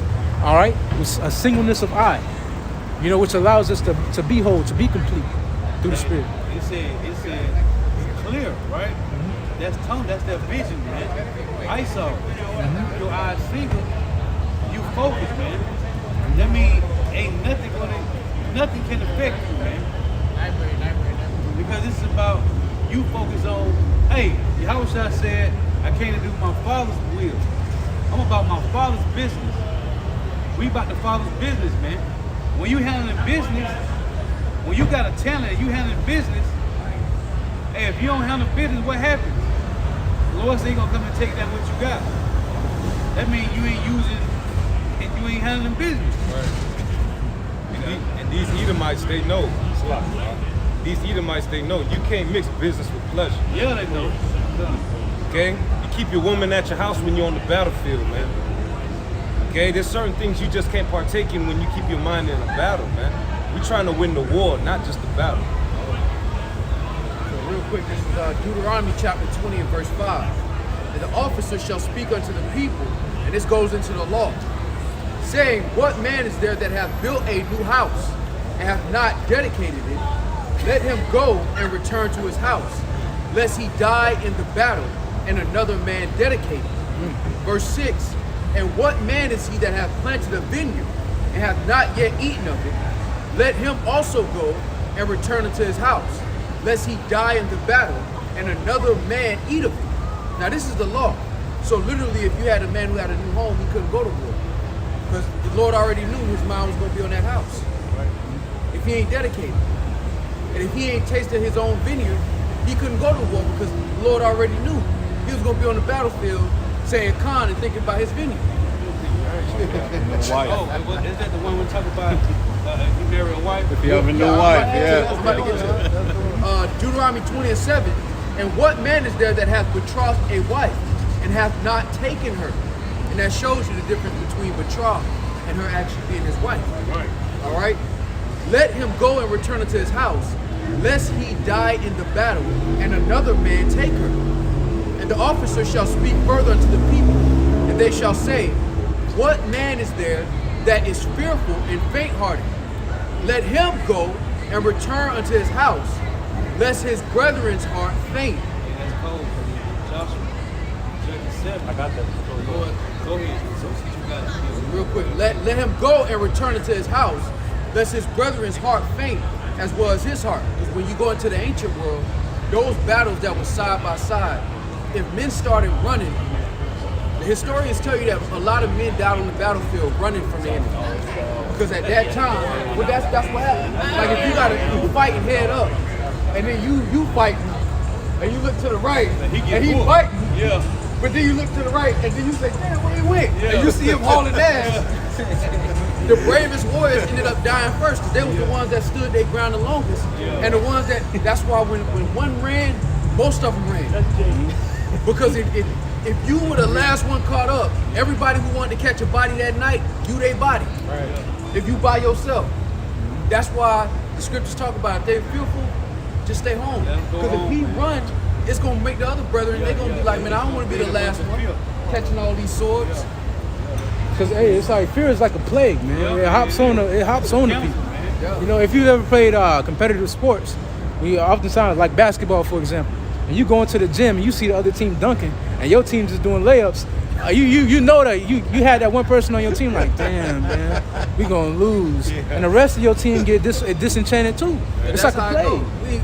Everybody training on the basketball, everybody waiting for their chance, and they go back to the back of the line. You got that one dude that's in the back of the line like this. Yep. Looking at the other team. Yep. Damn. Yeah. And then the guys on the bench, them the ones that practice the hardest because they think they're gonna play today. Well, we them. We excited like, Lord, Put me in the it's game, coach. It's day to day. That's why you can't worry about the opposition. Esau's supposed to have guns. That's what the Lord made him for. Right. You can't get worked up by his guns. The Lord told you he was gonna have guns. The Lord told you he was gonna have weapons of mass destruction. The Lord told you he was gonna go around the whole earth and destroy people in the name of freedom and democracy, quotation marks. And the Lord also said that he was gonna destroy him. So you can't worry about the opposition, you gotta worry about the winning team. That's the only thing that matters. Lord, will we be a part of that? So I finish it off, Deuteronomy 20:8. And the officer shall speak further unto the people, and they shall say, what man is there that is fearful and faint-hearted? Let him go and return unto his house, lest his brethren's heart faint, as well as his heart. You got that account in Joshua. Judges chapter. You want to start at verse 1? Yeah. Judges chapter 7, verse 1. Then Jerubbaal, who is Gideon, and all the people that were with him, rose up early and pitched beside the well of Harod, so that the host of the Midianites were on the north side of them, by the hill of Moreh in the valley. And the Lord said unto Gideon, the people that are with thee are too many for me to give the Midianites into their hands, lest Israel vaunt themselves against me, saying, mine own hand has saved me. Now therefore go to proclaim. Hey, if I'm gonna say this too, and this is the Lord getting ready to weed out, all right, all the men who weren't fit for battle. All right, because here it is. Yeah, you got the men of the nation of Israel is standing upon Mount Moriah, all right, getting ready to go against the enemy. And the Lord said, "It's too many of y'all. All right, lest if they win, they gonna say, oh, we did it by our own might." So the Lord is getting ready to weed down the numbers. He's getting ready to weed down those who aren't fit for battle. And this is how he's gonna weed them out. You got it? Now therefore go to proclaim in the ears of the people, saying, whosoever is fearful and afraid, let him return and depart early from Mount Gilead. And there return of the people 22,000, and there remain 10,000. And this is before the war. He said, if any of y'all scared, go home. And 22,000 left right then and there, before the battle was even waged. And we see that going on right now through the Spirit, man. A lot of our people are scared to even partake in this work before the true battle is even waged, man. If you scared, yeah, what's it saying? If you scared, go to church. He said. And a lot of our people are scared, man. You know? You got it. And the Lord said unto Gideon, the people are yet too many. Bring them down unto the water, and I will try them for thee there. And it shall be that of whom I say unto thee, this shall go up with thee. The same shall go with thee, and of whomsoever I say unto thee, this shall not go with thee, the same shall not go. So he brought down the people unto the water, and the Lord said unto Gideon, everyone that lappeth of the water with his tongue as a dog lappeth, him shalt thou set by himself. Likewise, everyone that boweth down upon his knees to drink, and the number of them that lapped, putting their hand to their mouth, were 300 men. But all the rest of the people bowed down upon their knees to drink water. Right, because when you lap like a dog, you ready. You know, you ready to get up if the enemy comes. But if you bow down on your knees, you at rest. You comfortable. You in a comfortable position. You're not ready. If the enemy come, you can't draw the sword. You can't get up. You're done. So when you get down in war, you gotta lap the water. You looking just like those gazelles at the watering hole. They looking. Okay. They circumspect. Constantly looking up. They look up. They get a drink of water. They look up. They look at their brethren. Okay, everybody straight, and they go back down, get back up. Likewise, us in the Spirit, man. We can't be comfortable. That's why the Lord put us through so many afflictions. Because the Lord wants to keep us out of our comfort zone. Because the moment we're comfortable, the moment we're finished, man. And the Lord said unto Gideon, by the 300 men that lapped will I save you, and and deliver the Midianites into thine hand, and let all the other people go every man unto his place. Get Joshua 10 and 24. The Lord looking for soldiers, looking for warriors, to stand in the paint and fight this spiritual battle. This is a spiritual battle. In the moment it get physical for us, Yahweh Shai gonna step in, man. It's a spiritual battle. The Lord said it. And the minute it get physical, Yahweh Shai gonna step in, man. All you gotta do is stand in boldness, man. And be spiritual. Remain spiritual, man. The scripture said this is a spiritual battle, man. We don't need no weapons. The word is our weapon, man. Hebrews 4 and 12. This word is destroying vocabulary, man. This guy can't sleep. It's killing him, man. Yeah. And guess what? He's being deteriorated from the inside out, just like Antiochus and Herod, man. Hey, that's a very beautiful point you made too earlier when you said that the Lord is going to handle that physical part. Yeah. Because the Lord has always handled the physical part. All He really required was for us to be willing to partake in the battle. That's it. He going to Gideon in 300. All they had to do was be willing to partake in the battle. The Lord was going to give them the strength to overcome. Right. You going to David, Goliath. Okay. You got it. No, you got it. I was just gonna mention, right? When Joshua and Caleb went to go spot the land, the other men came back with like, man, Moses, listen, man. Man, they look like, we grasshoppers compared to them. Joshua and Caleb like, man, we finna go take this, man. Who ready? Right. We finna go take this, man. Y'all look weak. Go home, bro. Go home. How you gonna go back? How you gonna go back home? Your real life. What happened? What happened? Baby, I was scared. Like, called a all I could think about was you. Like, what, nigga? Man, I don't want you, man. Go ahead and read that. That's an embarrassment, man. Bro, when you read about the story of Uriah, bro, Oh when yeah. King David told him to go home with your, Nah, I ain't he going. was like, bro, he slept by King David's door, man. He didn't want to go home. He was about that, hey, until this war is over with, I'm on the front line. Go ahead, though. Hey, and that's all. And that's all the Lord requires of us, man, is to have that willing mind, man, to be able to be willing to partake in the battle. You go into David and Goliath. David, he was raised up spiritually, and the Lord handled the physical part. He took down Goliath with a smooth stone, man. Right. That's the Lord. That's the Lord's strength right there, man. But the first part was him being willing to partake in the battle, whilst others were afraid. He was like, "Who the fuck is this uncircumcised heathen, man? You know, let's go and get this man." And how did King David get to that point? He wrestled a bear. He killed the lion. For what? To protect the sheep, man. The Lord had him already. He said, the King David said, he taught my hands to war. Come on, man, I got one. It's Numbers chapter 14 and verse 6. And Joshua, son of Nun, and Caleb, the son of Jephunneh, which were of them that searched the land, rent their clothes. And they spake unto all the company of the children of Israel, saying, the land which we passed through to search it is an exceeding good land. If the Lord delight in us, then he will bring us into this land. And give it us a land which floweth with milk and honey. And that means that it was fruitful. All right? Milk and honey. It wasn't talking about literal, it was just how should I say it, like a parable. It was like a similitude, saying that the land was fruitful, man. And this is what Caleb and Joshua are saying. They looking at the land, they look right through the people, and they saw the land like, man, the Lord ain't, hey, the Lord said, it's their real deal. Now listen how they talking in this verse. Verse 9 says, only rebel not ye against the Lord, neither fear ye the people of the land, for they are bread for us. Ooh, hey, it's snack time. We're going to eat them up, man. We're going to eat them up. They light work, man. Let's go. That's how they was looking at them heathens, man. That's how our forefathers looked at these people, bro. That's how they looked at their enemies. Like, who care how tall they was, man? They say they bread for us, Hey, man. delicioso. What Jake be doing? Yeah, he going to eat them.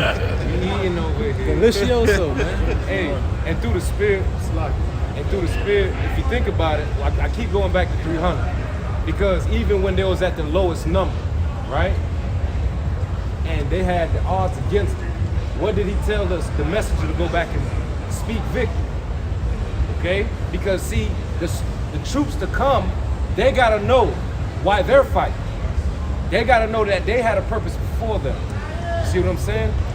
Go ahead, bro. Hey, if I may say this too, when you go into that movie King, oftentimes the king or the leader, he gives a speech. You know, he gives that battle cry. And right now the Lord has given us that battle cry to prepare us for the war. You know, you go into that movie, he was like, you are England, you know? This is your battlefield. Right. This is for your country. And through the Spirit, man, that's exactly what the Lord is saying. Right. You are Jerusalem. Right. This is your inheritance. You know? This is your country. He said in 16 and 40, he said, prepare thyself to die battle. Real quick, it's Numbers 14 and 9. Only rebel not ye against the Lord, neither fear ye the people of the land. Right. So don't fear these Edomites. Right. Don't fear these Edomites. Don't fear Lockheed and Martin. Don't fear whatever the West think that they got for you Negroes, Latinos, and Native Americans. Any of our opposition, Hamites, Moabites, bro, the Lord, they have always been bred for us. We just ain't know that. Now we've been reintroduced to it. Continuing, it says, neither fear ye the people of the land, for they are bred for us. Their defense is departed from them, and the Lord is with us. Fear them not. And then, You gotta go ahead. I just want to read this. You can say something on the picture. oh no, you good. This is 1 Samuel 17 and 45. It reads, then said David to the Philistine, thou comest to me with a sword, and with a spear, and with a shield, but I come to thee in the name of the Lord Yahweh of hosts, the God of armies, the God of the armies of Israel, whom thou hast defied. This day will the Lord deliver thee into my hand, and I will smite thee, and take thy head from thee, and I will give the carcasses of the host of the Philistines this day unto the fowls of the air, and to the wild beasts of the earth, that all the earth may know that there is a God in Israel. And all this assembly shall know that the Lord saveth not with sword and spear, for the battle is the Lord's, and he will give you into our hand. They say the battle is the Lord's. Hey, through the Spirit, man, that's why prophecy is so powerful, because we already know the end all be all of the battle, man. We know that the elect is going to get the victory. The battle's already been, through the Spirit, the battle's already been won, man. Right. We just got to play it out. I got one. This is Deuteronomy chapter 20 and verse 3. And shall say unto them, hear, O Israel, which are a people before us in place, you Negroes, Latinos, and Native Americans. You approach this day unto battle against your enemies. Let not your hearts faint. Fear not, and do not tremble, neither be ye terrified because of them. For the Lord your power is he that goeth with you, to fight for you against your enemies, to save you. It's the Lord at the forefront of each and every one of our battles, man. You know, as long as we put the Lord, as long as we put our confidence in the Lord, all right, he's going to defeat all of our enemies, man. You know, and this enemy right now that we facing, he's too great for us. If we honest, if we being completely honest, man, he's too great for us. But this isn't foreign territory. You know, we've faced many enemies that have been too great for us, and every time we faced them, as long as we put our trust in the Lord, we overcame it, man. Right. David and Goliath is a prime example, man. That enemy was too great for us at the time. But what? The Lord is the King David put his confidence in the Lord, and he got overtook him, man. And Egypt is a perfect example. Real quick, Deuteronomy 7 and 18. Thou shalt not be afraid of them, but shalt well remember what the Lord thy power did unto Pharaoh and unto all Egypt. Right, and that's a commandment. It said, thou shalt not be afraid of them. That's the Lord commanding us not to be afraid, man. Right. It's a commandment not to be afraid, man. Right. We're not supposed to go into these battles with a fearful heart, because we know we serve the true and living power. Right. We serve the creator of the end all be all. We have the ultimate power backing us, man. The scripture saying in Romans the 8th chapter, if the Lord be for us, who can be against us? Right. If we had the power of the whole universe fighting for us, What do we have to fear? Honesty, in complete honesty, man. Right. And to add on to what the brother's saying, fear not is in the Bible 144 times. That's spiritual. Okay, so that's a commandment from up top. First, our elders, apostles, and great millstone, man. Okay, so who are we supposed to fear? The scripture says what? Okay, if we fear God, then what can man do unto us? Right. Absolutely. I got it. Go ahead, I can kill it. You got it? No, because mine is long. Okay. Hey, you got one, brother? You was holding one for a minute. Second Maccabees chapter 15. I'll start at verse 6. It says, so Nicanor, in exceeding pride and haughtiness, determined to set up a public monument of his victory over Judas and them that were with him. But Maccabeus had ever sure confidence that the Lord would help him. Right. Wherefore he exhorted his people not to fear the coming of the heathen against them, but to remember the help which in former times they had received from heaven, and now to expect the victory and aid which should come unto them from the Almighty. Right, and this is the time that we're living in now. All right, the time of expecting the victory from Yahweh Shem Shai, expecting the aid that's going to come from on high, man. All right, our expectations have to exceed what we've been taught here in America, man. Our expectations have to exceed this Western mentality. We have to tap back in to the expectation of our forefathers, man, the mindset of our forefathers, the faith of our forefathers, man. We got to tap back into that because therein lies our blessing. As long as we tap back into that mindset, that faithful mindset, we can't lose, man. All right, our forefathers went into each and every single thing they explored, each and everything they went into it with faith. They went into it with an expectation that the Lord was going to cover everything that they was going through, man. I got one for you, bro. Oh, you was done with that? That was it. That was it. That's the cloud of so-called white Wait till they kill these devils. Niggas said we need to be home and go up the street. I heard it. Bro, how much I came out of Let's talk about it. No, either might talking about us. Oh, I didn't hear that. Well, we got it. Whatever y'all got. This is Isaiah chapter 35 and 3. Strengthen ye the weak hands, and confirm the feeble knees. Say to them that are a fearful heart, be strong, fear not. Behold, your power will come with vengeance. Right, and if you want a fearful heart in these times, look, shed that weak nature, man. All right, now's not the time for that. All right, have confidence in the Lord, man. That's what we learning. That's what you should be learning on your day-to-day basis. To have more confidence and faith in Yahweh Shem Shai. Because you've been catching hell, right? But as you've been catching hell, the Lord has been delivering you. So that should increase you in faith.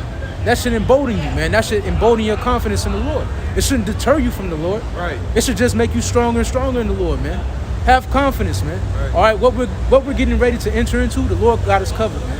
Lord willing with that number. Come. Again, Isaiah 35 and 3. Strengthen ye the weak hands, and confirm the feeble knees.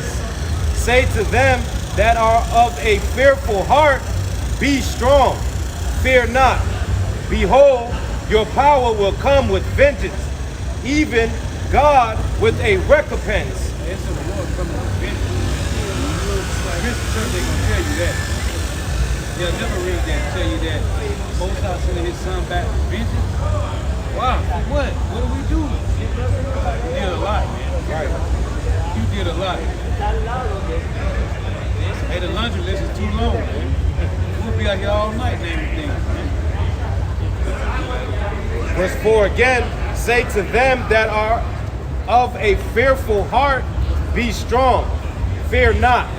Behold, your power will come with vengeance, even power with a recompense. He will come and save you. Hold us something over there? Yeah. Judith 5 and 20. Now therefore, my Lord and Governor, if there be any error against this people, and they Hey, sin. call that 17. 17. Judith 5 and 17. And which they sin not before their God, they prospered. Right. Because the God that hated iniquity was with them. Right. And these devils know that, man. They know the Lord turned his face from us. So, hey, everything is open for the taking, man. You got it. But when they departed from the way which he appointed them, they were destroyed in many battles, very sore, and were led captive into land that was not theirs, and their temple of their God was cast to the ground, and their cities were taken by the enemies. As at this day. Go ahead. But now are they returned to their God, Yes, sir. We here. Standing in great boldness before these devils. Let them know they finna go into slavery, man.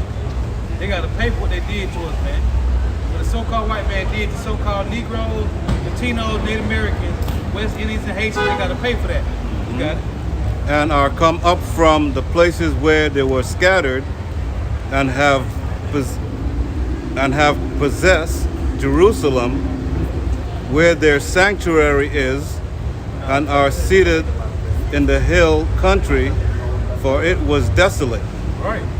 Now therefore, my Lord and Governor, if there be any error against this people, and they sin against their God, let us consider that this shall be their ruin. Right.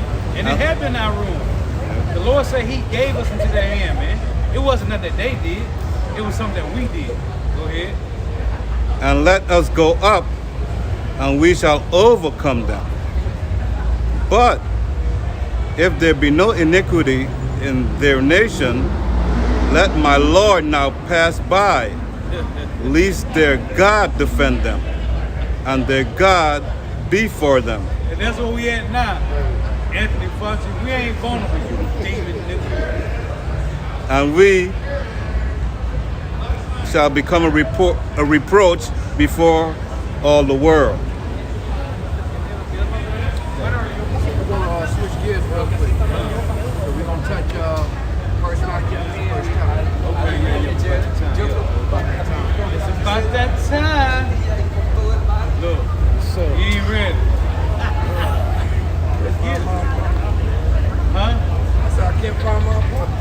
Hey, you don't got the Bible on your phone? I got it right now. But you got to highlight it though. you know how to take notes? Huh? You know how to take notes in it? What on the app? No. Yeah, you show So me. you want to use mine? Or you got one in your phone? I got one on my phone, but I don't know. Once you get to use it, though, like that's that sword. Once you get to use that sword, you know what certain things there, you know how to load. So I feel you.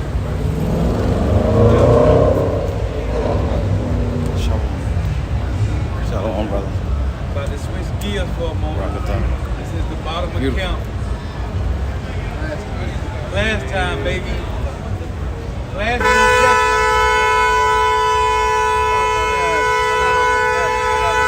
That's not even necessary, dumbass. Hey, nice walk, brother. Not even necessary. Yeah, what?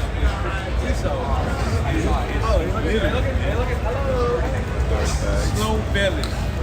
On they belly. All right, so first Maccabees, the first chapter. We're gonna start at the top. Bring it out. So I think we touched on it last week briefly, maybe the weekend before that. How when Hellenization happened, it took over the whole known world at that time. And what Alexander did was he basically took all his customs, all them Greek customs, and he pushed it to every land that got conquered. Now our records show our account of that happening to us. It happened to other nations too, but it also happened to our people. And that's why in the New Testament, you only see Greeks. And when they talk about Gentiles, it's mentioned as Hellen. That's the same way Americans call American, and you will refer to yourself as an American. Greece at that time was called Hellen. So if you're a Hellenist, it's just like being an American. So when you go into the New Testament, that's the battle. That's that separation. You got it. First Maccabees 1:1. And it happened after that Alexander, son of Philip, the Macedonian, who came out of the land of Shittim, had smitten Darius, king of the Persians and Medes. Because you got to remember, Alexander the Great, as he's called, was not a Greek. He was an actual Macedonian. All right? Because remember, the Greek lands, that belonged to Japheth. That was their land. And when you deal with Alexander in those wars, a lot of those wars involved him conquering those different lands in Greece, which were Japhites. All right, and he took them over. And then he went over to Persia and started taking over. That's why the scriptures say he was the first to reign in his stead. Meaning his lineage was the first, he was the first one that was able to conquer Greece and reign as a Macedonian. You got it, huh? That he reigned in his stead, the first over Greece, and made many wars, and won many strongholds, and slew the kings of the earth, and went through to the ends of the earth, and took spoils of many nations, insomuch that the earth was quiet before him, whereupon he was exalted, and his heart was lifted up. And keep in mind, when he's conquering these lands, he's also pushing Greek philosophy to everyone in those lands. He was one of the first guys that was like, look, we're going to include other nations in our army. As a Greek, when he took it over, he was like, look, we're going to allow them to have certain benefits that only Macedonians would have at that time. When you watch the movie Alexander, his generals get upset about that because he's like, look, how you going to give them the same kind of access as us? For real? Nah, I can't go Apple, man. Where it left off at?